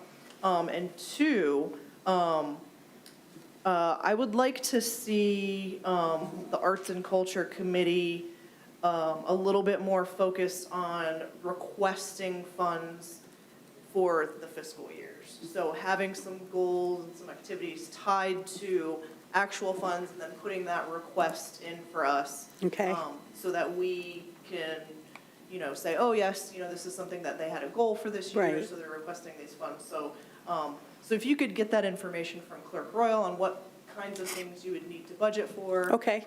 And or if we take a look at this again next year, when we're considering waiving fees, then I think we would have a more robust information and ability to waive such fees. With that said, I think this is a great way to encourage folks to participate in the Arts and Culture Committee. So I'm, if you meet those criteria, I will always support it. I just don't quite think we've met those criteria for this particular event. But I'm always willing to help. So Brett knows where I live. I'd be glad to help with this event as well. So. And we are going to attempt to get the Saline Jazz Ensemble, the high school ensemble. We do want them to be a part of it too. So we are trying to get local participation. So as a former board member for a large Saline event, I would recommend reaching out and seeing if you can get some sponsorships. That sort of stuff would help cover these types of costs. We do have sponsorship. Okay, great. Okay, we have 2. That helps. Okay. Additional questions? Mayor Pro Tem Dillon and then Mr. Seal. Thank you. This sounds like a great idea. I grew up with a jazz fest that happened on the New Haven Green every weekend. It was a great place. So I'm trying to work through some of the logistics. 400 to 500 people is what you're anticipating. Yes. That parking lot probably holds 68, I think it's what. Okay, I was going to say about 50 cars. So side street parking, not going to accommodate it. I mean, I think you're going to have to either look at a different venue or some sort of busing service in order to get people in there. One of the things I would... Just to be clear, how many people were at the movie in the park event this past weekend? I would say there were probably at least 300 or 400 people there, and that was in Mill Pond Park. Yeah, the people are not the issue, it's the cars. Just understanding where all those cars are going to be. The people come from somewhere. Okay. They get there, you know what I mean? Right, but, okay. It's just a point that I'm just asking that we address at some point. And then the other piece that I'm trying to understand is looking at your drawing, where you're going to have your stage, your band. What are you going to use for a power source? I assume you're going to have speakers and microphones and things like that. Soundboard, speaker, microphone. We're going to use the pavilion. That's where the power is. I spoke with, can't remember his name, at DPW. He said there was enough power there to supply that, and we can run a cord 100 feet? Is that Up to what- 100 feet Up to safely, 100 yeah. feet. So it's right in front of the pavilion, but not under the pavilion, because the sound would not be as nice under that pavilion. Okay. Okay. And would your plan be that people would sit on the hillside? Would On it the go- hill, in And so it front, would be down? and on the okay. other side, yes. Okay, that's good, as long as DPW is comfortable that there's enough of a power source there for that. So I think that's great. And so you said you have sponsors, so it's not a fundraiser. And I think that with that number now we've addressed, because my other concern was some sort of police presence having that many people. Okay. So I think if you can work through that detail, I think that's another idea. Okay.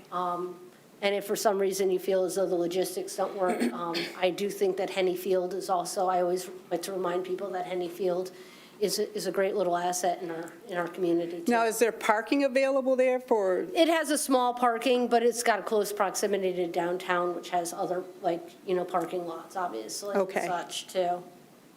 So I'm looking to hearing about more from this event and just kind of work through the details of Okay. it. Mr. Seal? Yes, thank you, Your Honor. Good evening. good evening. I do think it's a wonderful proposal. Being the first event, though, and not having seen this work before, my question was, what are you going to do for cleanup afterwards? Because people tend to be, Messy? yeah, not Well, very. we're going to, with the volunteers, that's what we plan to do, is to Okay. clean up. All right, very good. As long as you made plans for that, because like I say, people tend to leave a mess. Yes. Okay, thank you. I want to very briefly echo some of the comments that were articulated by my colleague, Councilmember Rice. I thought her statement was perfect. I applaud you for bringing this proposal to us, for conceiving and doing preliminary planning for an event on July 22nd. If it's successful, I'd love to get it in our normal schedule and routine for evaluating and approving community events, Okay. which usually results in the waiving of fees. Okay. Because of our financial situation this year and because we've done a deep dive and have approved a very lean budget and we'll be approving some additional cuts and consolidations later this year, I'm not in a position to waive fees. That's not personal. It wouldn't matter what group or individual was petitioning us for approval of a community event. I do support this. I will support the motion that's on the floor moved by Gearbaugh, which is to acknowledge, approve, and not to waive, with one additional condition that you do make sure to connect with Police Chief Radzik Okay. to identify what exactly you need in terms of public safety at the event. Okay. And I think we can probably accommodate it through cadets, volunteers, and VIPs, and thus reduce your costs even further. Great. Okay? Any additional questions or comments from the dais? Yes, Oh, please, Mr. Commissioner. thank you. Hi. Hi. I love this idea. Thank you. And I know that the Arts and Culture Committee has worked very diligently on it. I want to see this fly, and so we can do it every year.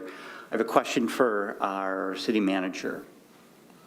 Do you know, for the movies in the park, what kind of police presence there is, if any? I do not know that question offhand. I could certainly find out. Okay. I would imagine that our police chief would know, but I'm not sure that 3 would be needed, but I do agree that we can probably facilitate that without regular officers. Okay. So that's all that I had. Thank you Okay. for all your work. You're welcome.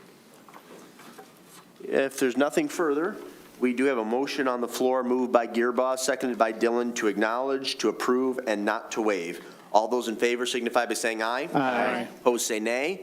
Ayes have it, the motion carries unanimously. Thank you very much. Thank you. Appreciate your patience. Catherine, thank you. We move on to agenda item 23-139, wastewater treatment plant generator replacement. Pretty cut and dry. A motion to acknowledge receipt of the memo from wastewater treatment superintendent Briggs and to approve or not to approve the contract with GMT Power LLC to purchase a Generac diesel generator for an initial sum of $51,365 to be reimbursed through the SRF. So moved. To acknowledge and to approve, Mr. Sulak? Yes, to acknowledge and approve. Thank you. Is there a second? I'll second. Seconded by CO. Mr. Briggs, the floor is yours. So as we know, this is to try and pre-purchase and cut down on the time delay for a new generator for the new upgrade. The one we decided on to present to you was, we thought, the most cost-effective and had good endorsements from several of my staff as far as the motor powering the generator and the Generac generator itself. So we feel this is a good value and an appropriate purchase. Excellent. Questions from the dais? Mr. Seal. Mr. Briggs, this will obviously have to have a fuel tank with it. What's the run time without having to refuel? I think we have to have at least 72 hours. 72-hour supply. I'm not sure exactly the consumption of this particular generator. You know the sizing of that? Do you know that, Brian? Not certain. I don't think it's quite 72 hours. But Well, our current generator, I think, has a 1,000-gallon tank, maybe. Okay, So it would be somewhere in that neighborhood, I would assume. okay. That can be kind of shortcoming sometimes. It can be. I mean, you can only store so much Right. diesel fuel, but we have a good supply, and we've been working with Director Searles about ways we can supply our diesel better in the city. All right, very good. Thank you. Mr. Sulak, did you have your hand up? Yes, I did. Please. Thank you. So that 1,000-gallon tank, is that still usable, assuming that that would be enough capacity for this new generator?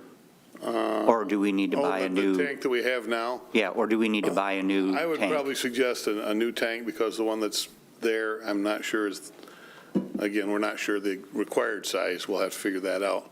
Okay. But it's also several years old, and I'm thinking probably wouldn't hurt to replace it just because of age and potential. I mean, it's going to be a double-walled tank, so there should be no problem with leakage onto the ground or anything like that. Okay. But I think it would probably be better, as long as that tank has been there, to upgrade it to current standards probably also. So is that going to be another bid, and that's going to have to come before us? That I don't think will be as big an issue to acquire. that will be in the larger bid we open in Right. 2 weeks. With the regular program, Okay. SRF. And so with purchasing diesel fuel, this is an economies that we can work with, say, the schools on and other diesel purchases. I'm assuming that that's going to be part of the plan. Well, actually, Director Searles and I have discussed working with the school, because the school has much larger storage, and potentially in an emergency getting diesel fuel from them as opposed to another supplier, and having our own portable tank with pumps on it so that we can haul back and forth to whatever we need to do in the city. That's one of the problems we have right now. We have a very small tank on a pickup truck to haul diesel back and forth, and it takes forever. All right. That's going to be a valuable resource, as we've just talked about as a council and with the Board of Education. So I'm glad that's going to come into play. Thank you. Mr. DeLorco? Yeah, thanks, Mayor. I have to ask, because I'm a steward to the Environmental Commission. It does appear that the bid for using a natural gas system is more than double the cost of the generator, the one that runs on diesel. Just wondering, operationally over the years, is there a cost savings from day to day for the efficiency of burning natural gas over diesel fuel, and over time would we make up that difference, or is that not likely? Actually, there's natural gas is less efficient. You have to have a much larger diesel or much larger generator, and that's one of the reasons the cost is almost double. Okay. So the function, all the parts and everything are going to be that much more expensive if you need to do something to it also. Okay, so operationally, it's more expensive to maintain and more expensive to run, like per gallon of diesel gas, per metric ton of whatever, or metric. The BTUs out of diesel is much higher than out of natural gas. Okay. Yes, the advantage to natural gas is the supply can be piped in, but it wasn't too long ago that even that was questioned as to whether we'd be able to maintain natural gas supplies in the state of Michigan. So, Okay. All right, I just wanted to further understand that. I do see that it's not practical to go with natural gas in this application, but we do need to be mindful of the carbon footprint. correct. Very good. Is that it, Mr. Delarico? Yes. Thank you. Mayor Pro Tem Dillon? Thank you. So just to clarify on the bid sheet that you'd given us, so we have a natural gas, what is natural gas parallel mean? That was, that was two units, two smaller units that would run in parallel as opposed to one larger unit. So the downside that we saw with that is if one of those units went wrong, had something go wrong with it, we still wouldn't have enough power out of the second unit by itself. So we'd still have to fix the generator, but we wouldn't be able to generate power. So we figure if we're just plus you've got twice the maintenance, twice the number of fuel, oil filters and oil and that kind of thing. So we figured it would be better to concentrate our efforts on one unit and just maintain that sufficiently that we potentially have no worries. So just for clarification then, because my issue was the transporting of the diesel fuel. So is your plan to share a vehicle or to borrow a vehicle from the schools? They have like a tanker? No, Director Searles has talked about purchasing our own mounted tanker on either a trailer or, I'm not sure, we haven't really fleshed that out yet, but yeah. What we do now? Yeah. Like I say, we have a small, I think it's 250-gallon tank on a truck that we fill that up, and then we have been filling it from the supply at the DPW, but they only have so much. And so if we use all of theirs, now they don't have diesel fuel for what they need, and that's why we're trying to work with potentially the schools and their much larger stores that they have. It's all kind of in flux right now. I don't think we've got anything ironed out, but these are ideas that Director Searles and I have talked about. But a third party can deliver it too. They can. So They can. that's what I was trying to figure out then. So trying to figure out, what I don't want to do is, okay, well, we're getting the bargain price of $512, but then we're buying another tanker, we're doing this, we're doing that, Right. and boy, we've reached pretty close to the natural gas price. I doubt it'll be quite that expensive, but we've already experienced those issues with supply with the last ice storm, trying to get somebody to deliver us fuel. And it was just like, we're not going to do it until Monday. So that's why we're trying to seek Right. alternate. No, and I appreciate that you're being very thoughtful about this. I'd like to make sure, though, that we have a complete plan, that if it is something that we're doing through the schools or whichever, that we obviously get that plan ironed out and figure out in advance. You want to comment, Director Searles? Yeah, so we've had some shared services meetings with the schools, directly with Rex. We're coming along. There's a lot of great ideas. Where we're talking about what we have at DPW is about 380 gallons of diesel, which won't keep Bill running very long when the power's out. But what we came in, the schools have at least 10,000 gallons on hand. When the weather is bad, school's closed. That would be our ideal situation, where power up the pump it into a trailer mount, basically a box, to haul the diesel, obviously safe and approved to haul diesel. But then we could have 1,000 gallons, and it's not sitting there getting old. It's not a large enough where we're on the hook for annual inspection and state mandates. So it would just be used in an emergency situation and be a very low-cost investment. When the water plant's trucking, it's about a lot of gallons per hour to run that generator. So this would give us time and a resource as long as we continue down that path of cooperation with the schools, and so far it's been great dialogue. We did find when the power's out here, it's sometimes out there, and just getting our private haulers, we're on their schedule sometimes and not as much ours. Okay. Well, I really appreciate that you're kind of thinking this all the way through in the process, because my next question was going to be, is your plan to keep a tank, 1,000 gallons on hand at all times? And then does that have to?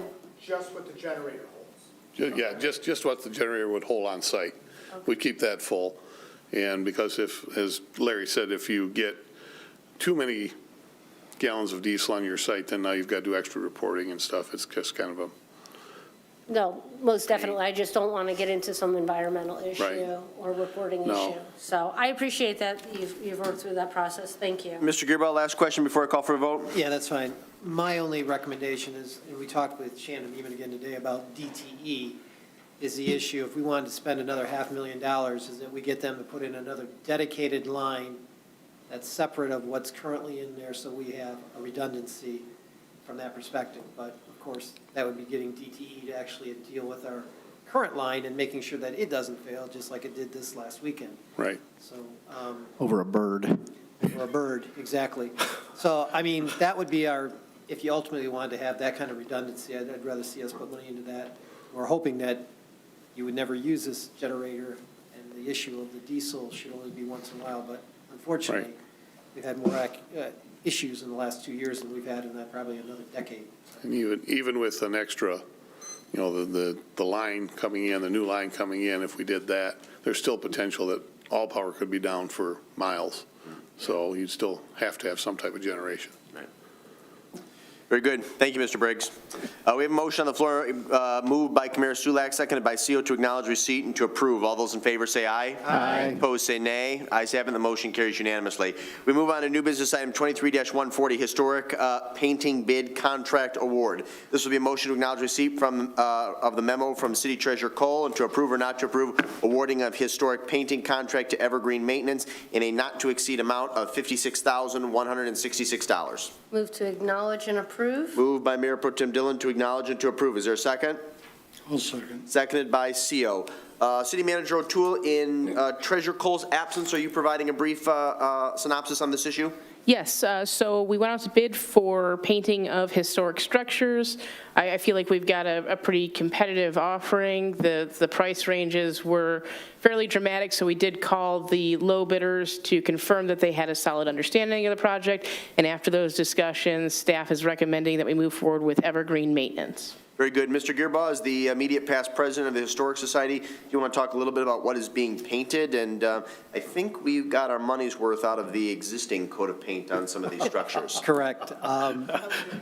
We're, luckily with this bid, and thankfully this bid is significantly less, the range of it was significant to six figures down to the amount that we're bidding tonight. The entity that will be doing the painting is a local firm. The gentleman is, been around a long time. Historical Society representatives met with them to discuss what they're going to do, the type of paint. We even confirmed that through Treasurer Cole, who has a contact with Sherwin-Williams about how they would do it. They agreed that was the best opportunity and how they're presenting the type of paint and the type of primer and so forth. We're planning on painting the farmhouse, the big barn, and also the salvage barn at Rentschler Farm. And then we'll be painting the depot at the train station, the former train station. The original colors that are currently at the farm will be existing. We're currently debating what colors will be painted on the depot.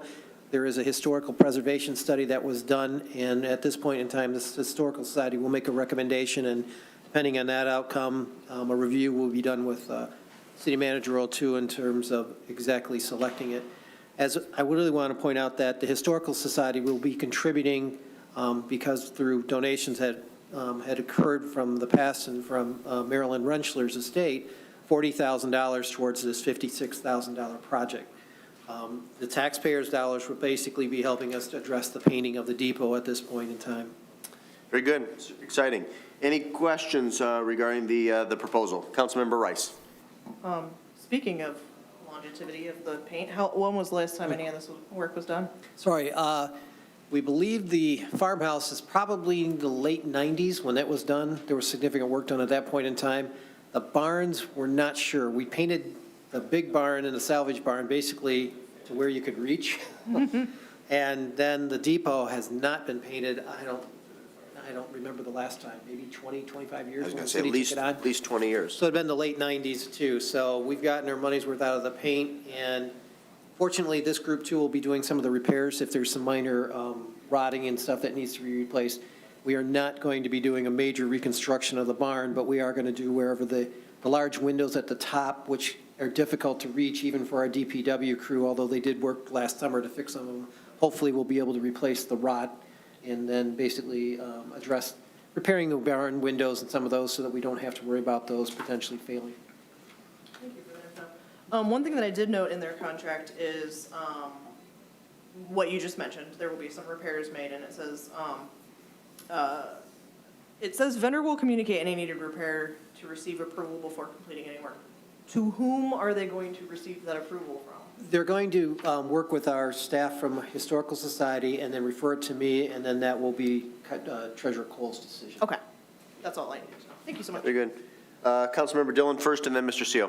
Thank you. I just wanted to acknowledge the Historic Society and their contribution to this, and also make mention that moving forward, we're really going to need to be mindful of these assets and planning for their upkeep, when we're doing our budgeting, because the Historic Society is not going to be able to sustain these sizable contributions.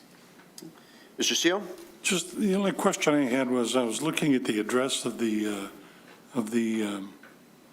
bidder, and in 108 North Maple, number 545, is that first building It's north? actually the post office. The They have a pizza- P.O. box. That's the address. Oh, is that it? Okay. Yeah. All right. They used to be located in town. They just recently moved to, or a couple of years ago, moved to Clinton.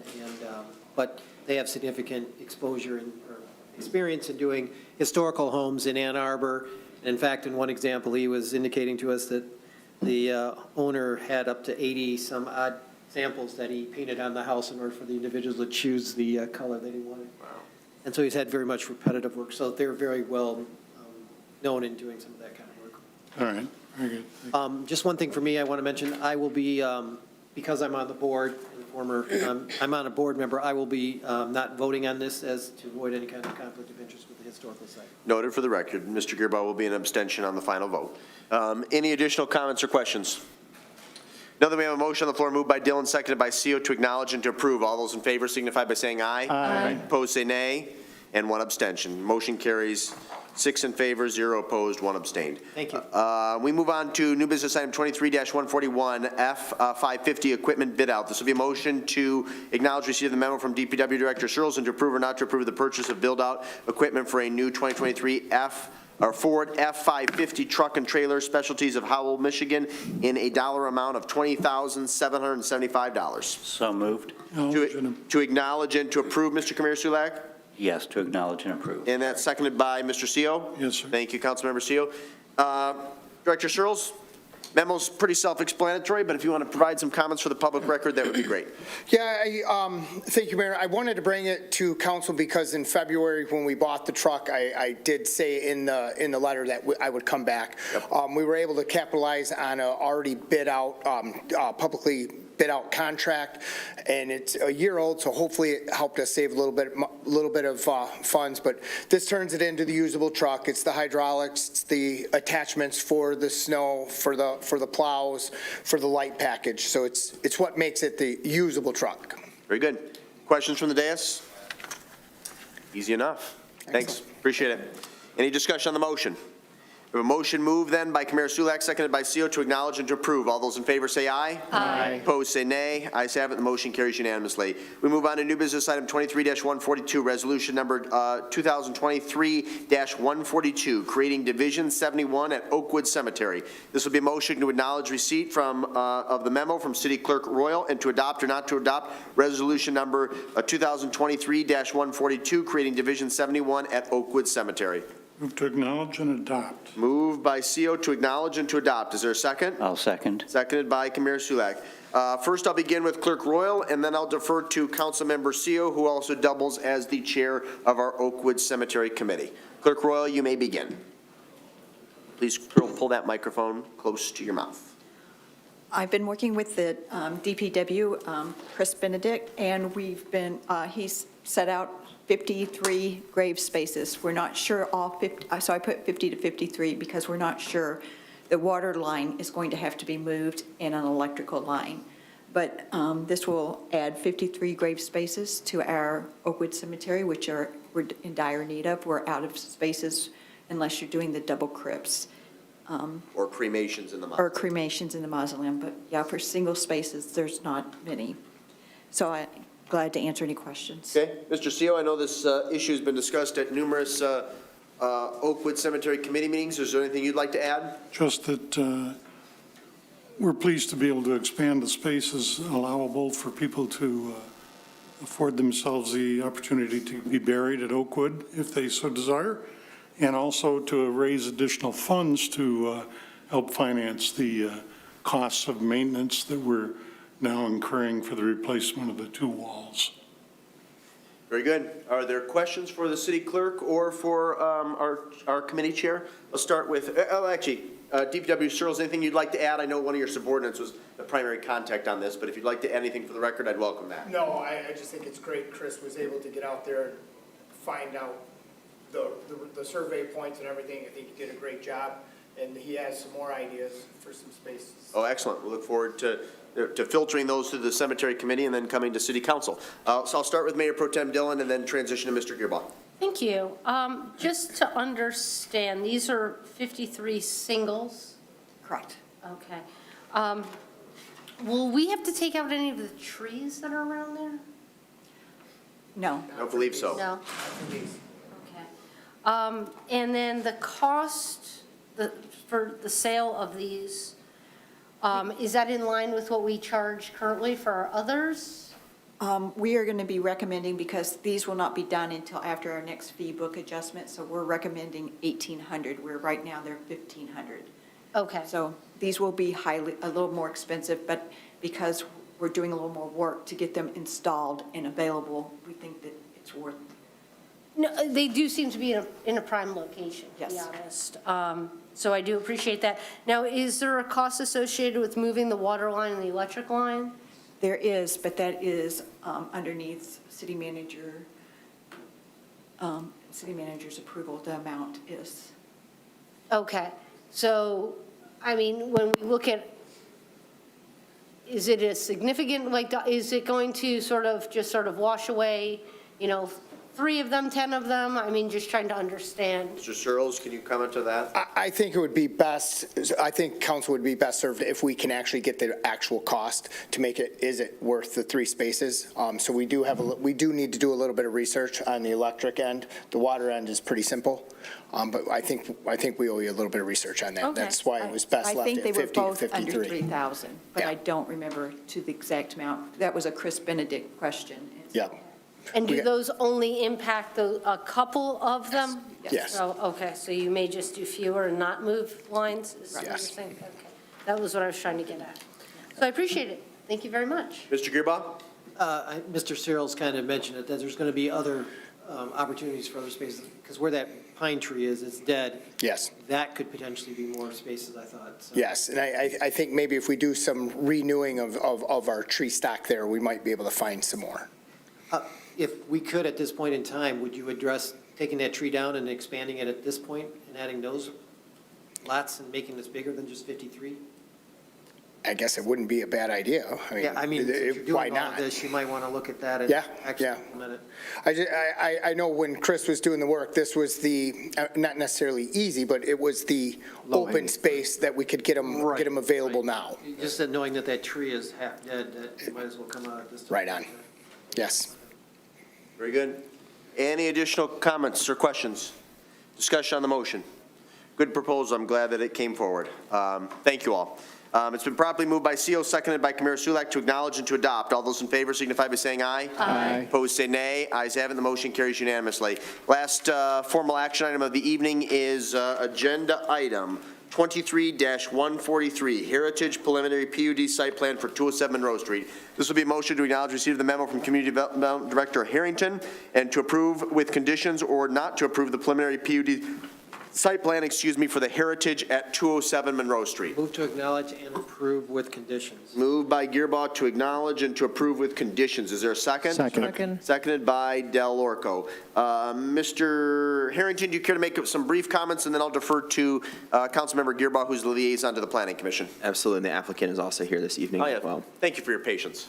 So it's 20 single-family homes. They're going to be the smallest lots, traditional lots within the city, so the property owners will own their yard as opposed to traditional site condos such as Curtis Bluff or Risden Heights, where there's not a formal yard owner. It belongs to the common area in its totality, I believe. I could be wrong, Mr. Steele, so please correct me, as I know you're a resident of one of those developments. So they're 20 single-family homes. There really wasn't that much contention at the Planning Commission meeting. One concern had to do with on-street parking, where the applicant believes that they can fit 8 on-street parking spaces. In addition, I know it's their intent for the final PUD submittal to expand each driveway just a little bit, I think an extra 4 feet to accommodate second vehicles. So there would be 2 driveway spots and at least 1 garage spot for each home, 8 on-street parking for the development, with one way, so there's only one side of the street that has on-street parking, which was another consideration. The only other thing that was talked about at the first time this went to planning, it was postponed originally because of a submittal error, but nevertheless, the only other outstanding issue has to do with the proposed, or lack thereof, proposed pathway to People's Park. Ultimately, all the residents of this development will have access through the sidewalks to Monroe down to People's Park. The topography and the grading of this specific site makes it rather difficult to achieve a pathway to People's Park. I had our engineers at OHM look at it. I had our own city engineer take a look at it, and because of where it would spit out, so if you look at the development, it's a proposed T or a hammerhead, and the slope down from the hammerhead to the People's Park is about 11 feet over only about 30 feet of run, so it'd be rather steep. Yes, it would be more of a sled. So I think our opinion right now is that if residents of the development, much like the residents of Marcana Court, choose to walk on a grass path on their own volition down to the park, which feeds out right next to the baseball field, that's their prerogative. I think requiring the applicant to put in the park at a path would be a little bit much, given the topography of this area, although there is a condition we could add that would allow the applicant to keep working with us prior to final PUD submittal. And that way, come final PUD, there wouldn't need to be the same issue that we're currently having with Bellaterra. So you could add simply a condition saying that the applicant continue to work with staff and the city engineer to establish a pathway if feasible. Mr. Gearbaugh, go ahead. There were a few items that we addressed to. I think adding sidewalks to the 4 buildings. Oh, yeah, I forgot about that as well. I apologize. Because they dead-ended in that part. There was the extension of an easement for the properties that are along Marcana Court that abut that property, so they will still continue to have access to People's Park. I think there were only a couple other things. Lighting was an issue in terms of the maintenance. There will not be street lights, but there will be lights on all the buildings, but that was an issue of, because they will be independent and not necessarily owned and controlled by I guess would be the homeowners association or whatever. There will be some, hopefully, language or something to address that piece. We talked about the parking on the street, and that raised an issue, and we actually got into discussion with OHM about widths of streets and the concerns that were being proposed a couple months ago, and what the issue would be in terms of delivery trucks being able to pass each other if there's so many parking on there. So at least these will be private streets at that point. And we limited, there's no on-street parking in the rear, so that is correct. That's how the Amazon trucks or delivery trucks or emergency vehicles could turn around. yeah, and so and to avoid any issues with emergency vehicles and such. There was one slight easement issue in the front, but because that was already granted prior to this, where the the asphalt lot is with the house that's at the very entrance. Apparently it exceeds over onto the property, but it must be there was an easement granted at one point in time, and it preceded the ownership by the city.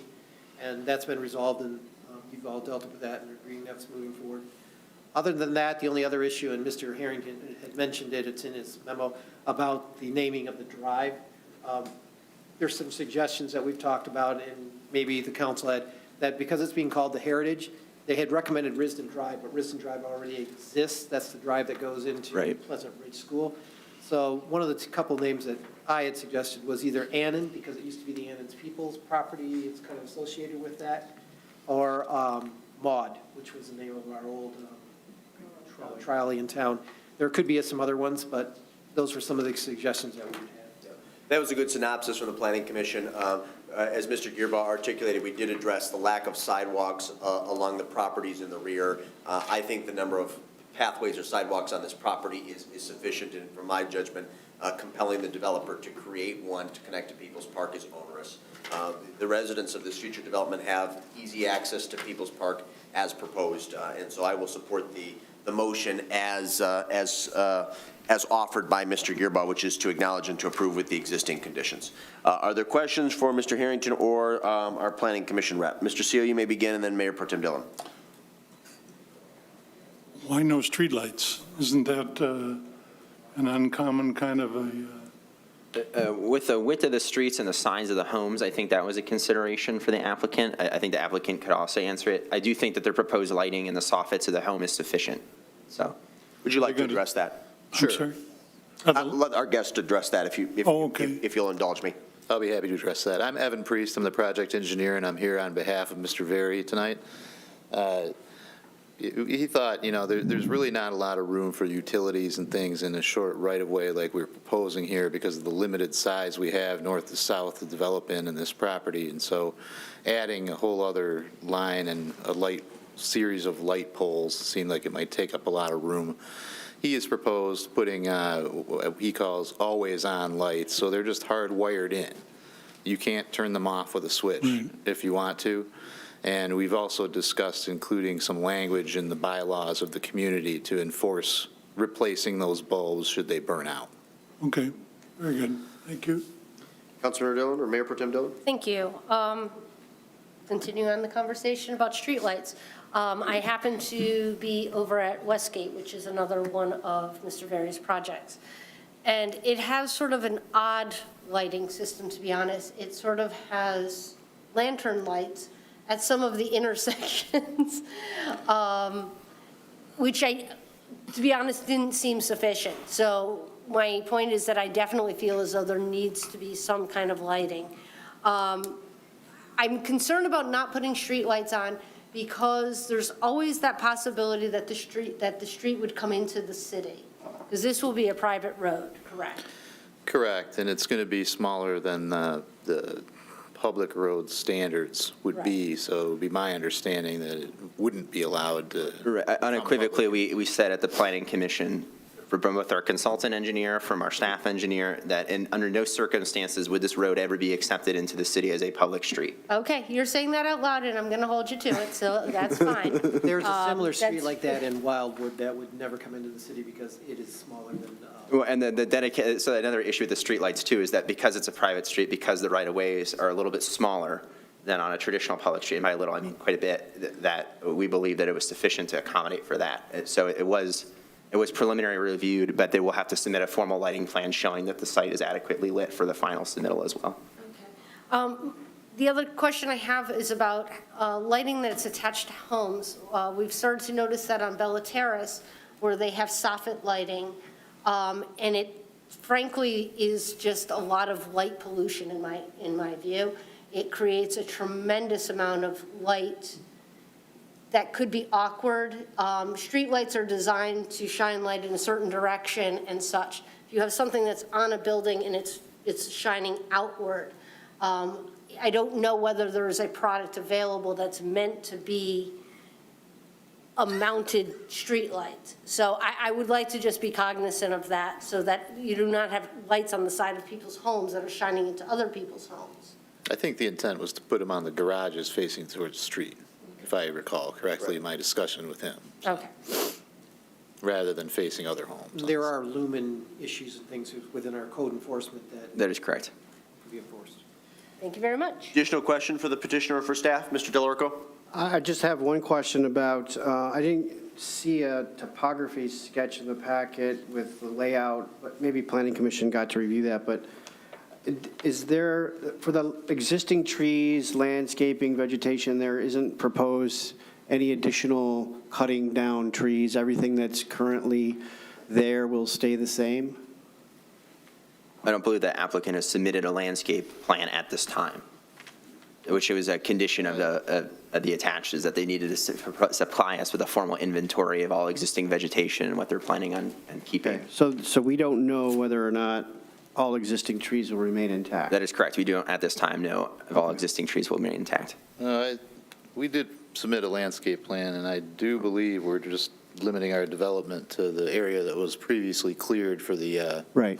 previously contemplated development. So I don't. Yeah, I thought Planning Commission got a landscaping, there it is. Right, so it's an inventory and assessment of the existing vegetation and identify the trees that will be removed. So they provided the landscape plan, but in terms of what is already there, but I think they're also operating off of the Fairdean site plan that had already provided said landscaping plan. So you're not going to cut down any big mature trees now?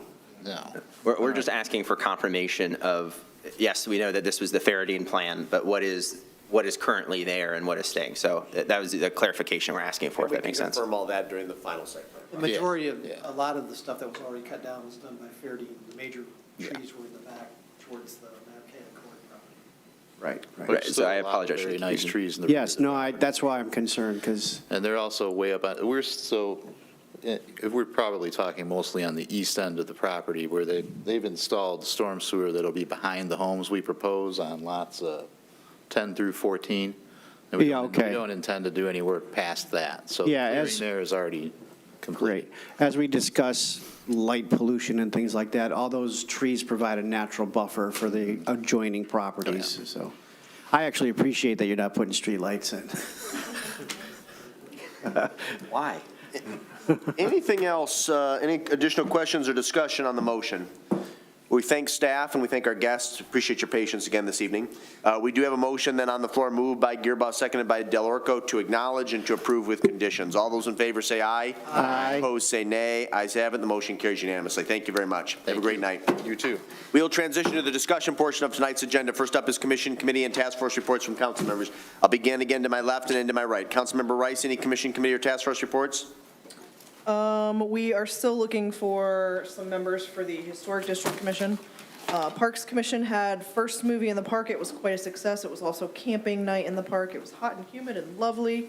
And for the committee on creating boards and commissions meeting/retreat, reminder to all committee and commission members, board members, to have your committees fill out the survey that we have sent out so that we can provide that information and create a good event for all committees and commissions. Very good. Mr. Del Orco, any commission, committee, or task force reports? Yeah, Environmental Commission met on, it was May 16th. We spent the bulk of our time working through carrying the discussion forward around EV chargers, the scope of the ideas, the point at which we'd want to enter and to compete for some of these grants. That's a lot of moving parts to that, so that'll be an ongoing discussion. More to come on that. And the Environmental Commission is in the process of preparing its annual report, so that will be forthcoming in a very near council meeting. Very good. Mr. Gearbani, commission, committee, or task force reports? Just a couple updates. Charter review met today, our second meeting, and we're tackling the charter basically section by section and reviewing it, and those recommendations again will come, so we're progressing well on that. NDO, the first meeting of the task force to review our current NDO will occur on Wednesday. And risk management that was supposed to meet on Thursday is being postponed for 2 more weeks, and we'll meet on the 26th. 6th? 3rd? Jerry? Can't remember. I'm pulling- But it doesn't matter. It's being 23rd, postponed. yeah. The 23rd? Okay. Yeah. All righty, and that's it for me.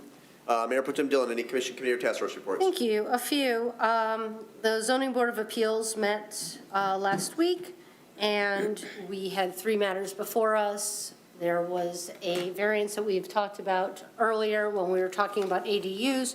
It was for a garage that was oversized both in footprint and height, and that variance was denied.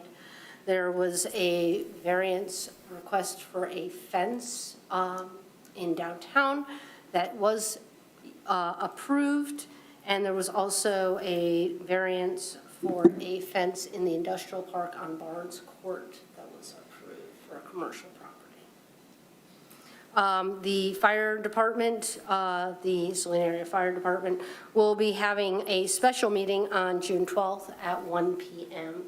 I believe it is a closed session? There is a closed session component to that, but the bulk of it is Is an open meeting, available for- okay. yeah. So that will be at 1 PM. And then also following up on Councilmember Rice's comments, the Committee for Committee Oversight met, it continues to meet.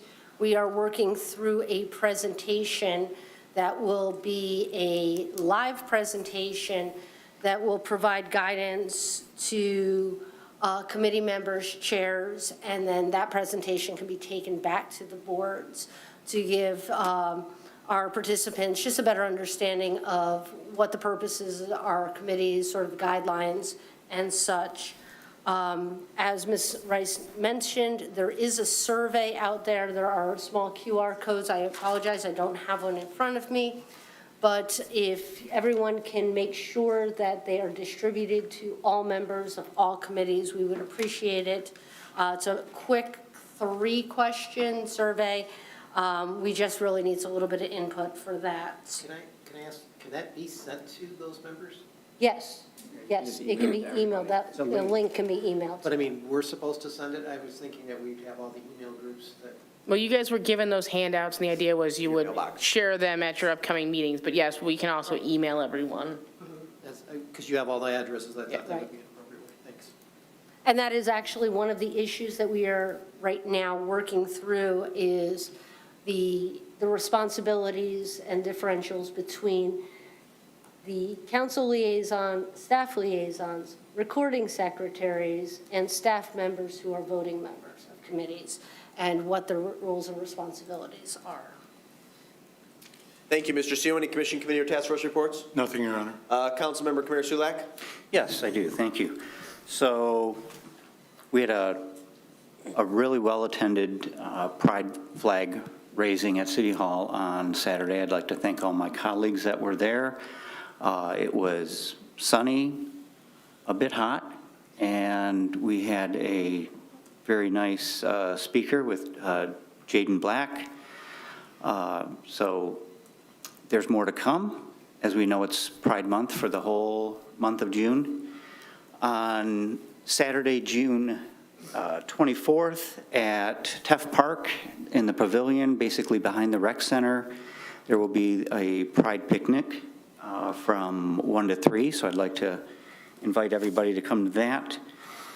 And the Saline Library is hosting a Juneteenth celebration where they're going to have speakers and dignitaries. Actually, they're going to have our state representative Felicia Brabeck, our county prosecuting attorney Eli Savitt, and the assistant prosecuting attorney Victoria Burton Harris. There's going to be a literature walk, and it's going to be outside, and hopefully it'll be as nice as it was for the flag raising. So that is from 6 to 8. And then,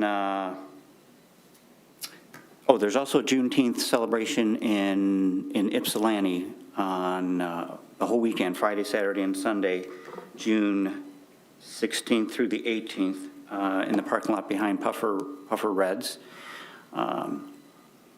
And the DEI is meeting on, next meeting is on June 14th. Saline Youth Council is out for the summer, and our arts and culture is later in the month. Thank you. Very good. Reports and other announcements. Councilmember Rice. I have nothing at this time. Councilmember DeLorco. I have none. Councilmember Gearba. None. Mayor Pro Tem Dillon. Thank you. One of the things that has come up in discussions is the way in which we are reporting out as we just did. And so in discussions with the city manager, we are looking at a new style of doing that, whereas there would be actually a monthly report issued. There are some pieces of information that don't necessarily need to be shared from the dais. If we did a monthly report, it would be there to be a concise way to see things. And instead, what we would do is list out where we have upcoming city council meetings.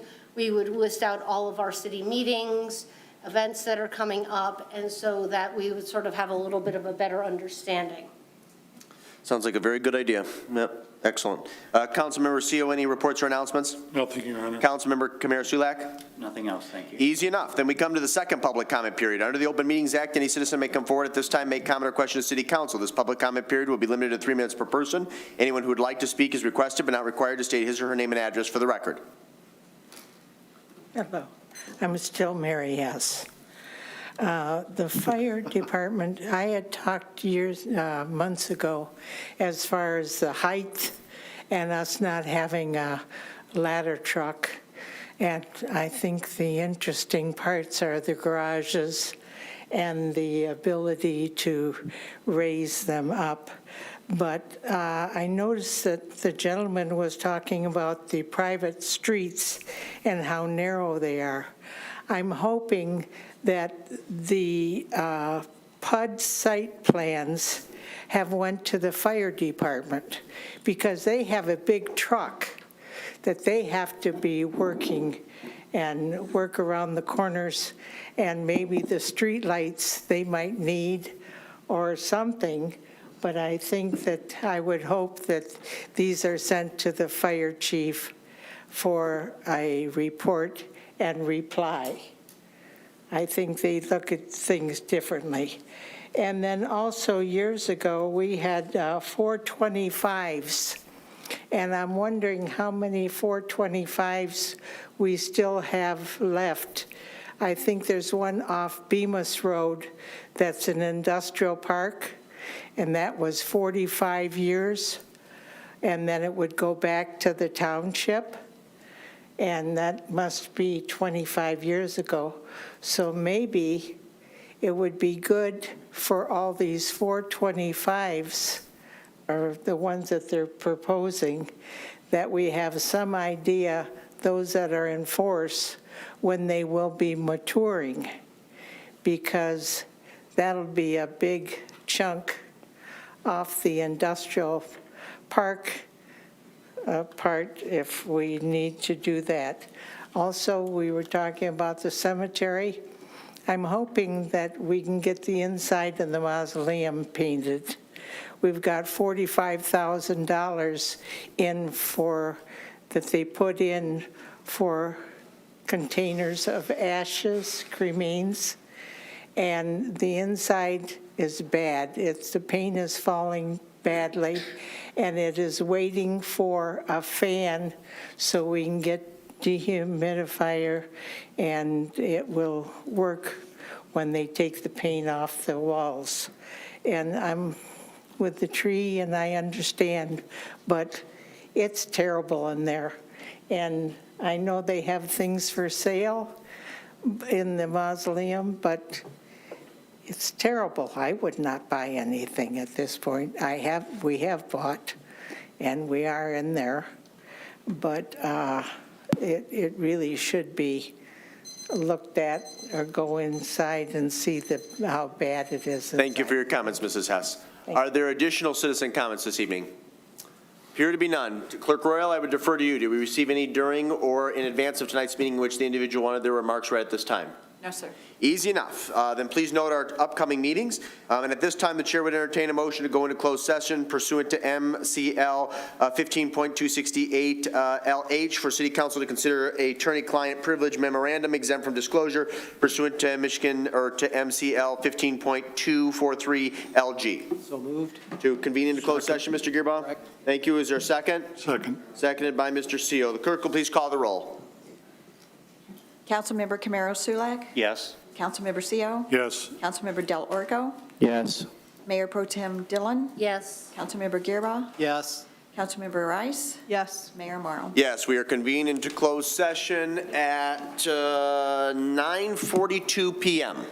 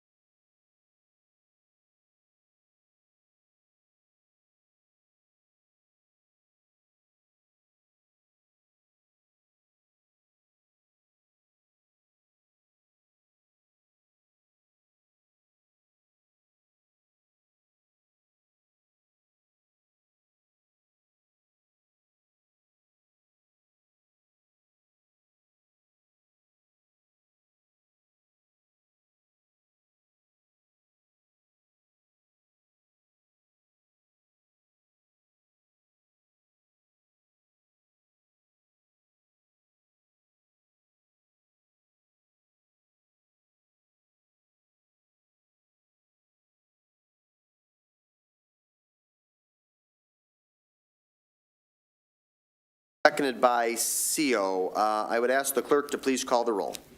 Councilmember Camaro Sulak. Here. Councilmember, Yes. Councilmember CO. Yes. Councilmember Del Orco. Yes. Mayor Pro Tem Dillon. Yes. Councilmember Guerra. Yes. Councilmember Rice. Yes. Mayor Morrell. Yes, we are reconvened into regular session at 10:45 PM. Is there any other business to come before Saline City Council this evening? Then I would be happy to entertain a motion to adjourn this regular meeting at 10:46. Motion to adjourn. Moved by Kamara Sulek. Is there a second? Second. Seconded by, I'll let Rice be the second. All those in favor of adjourning say aye. Aye. Opposed say nay. Ayes have it. Meeting is adjourned. I was afraid I would.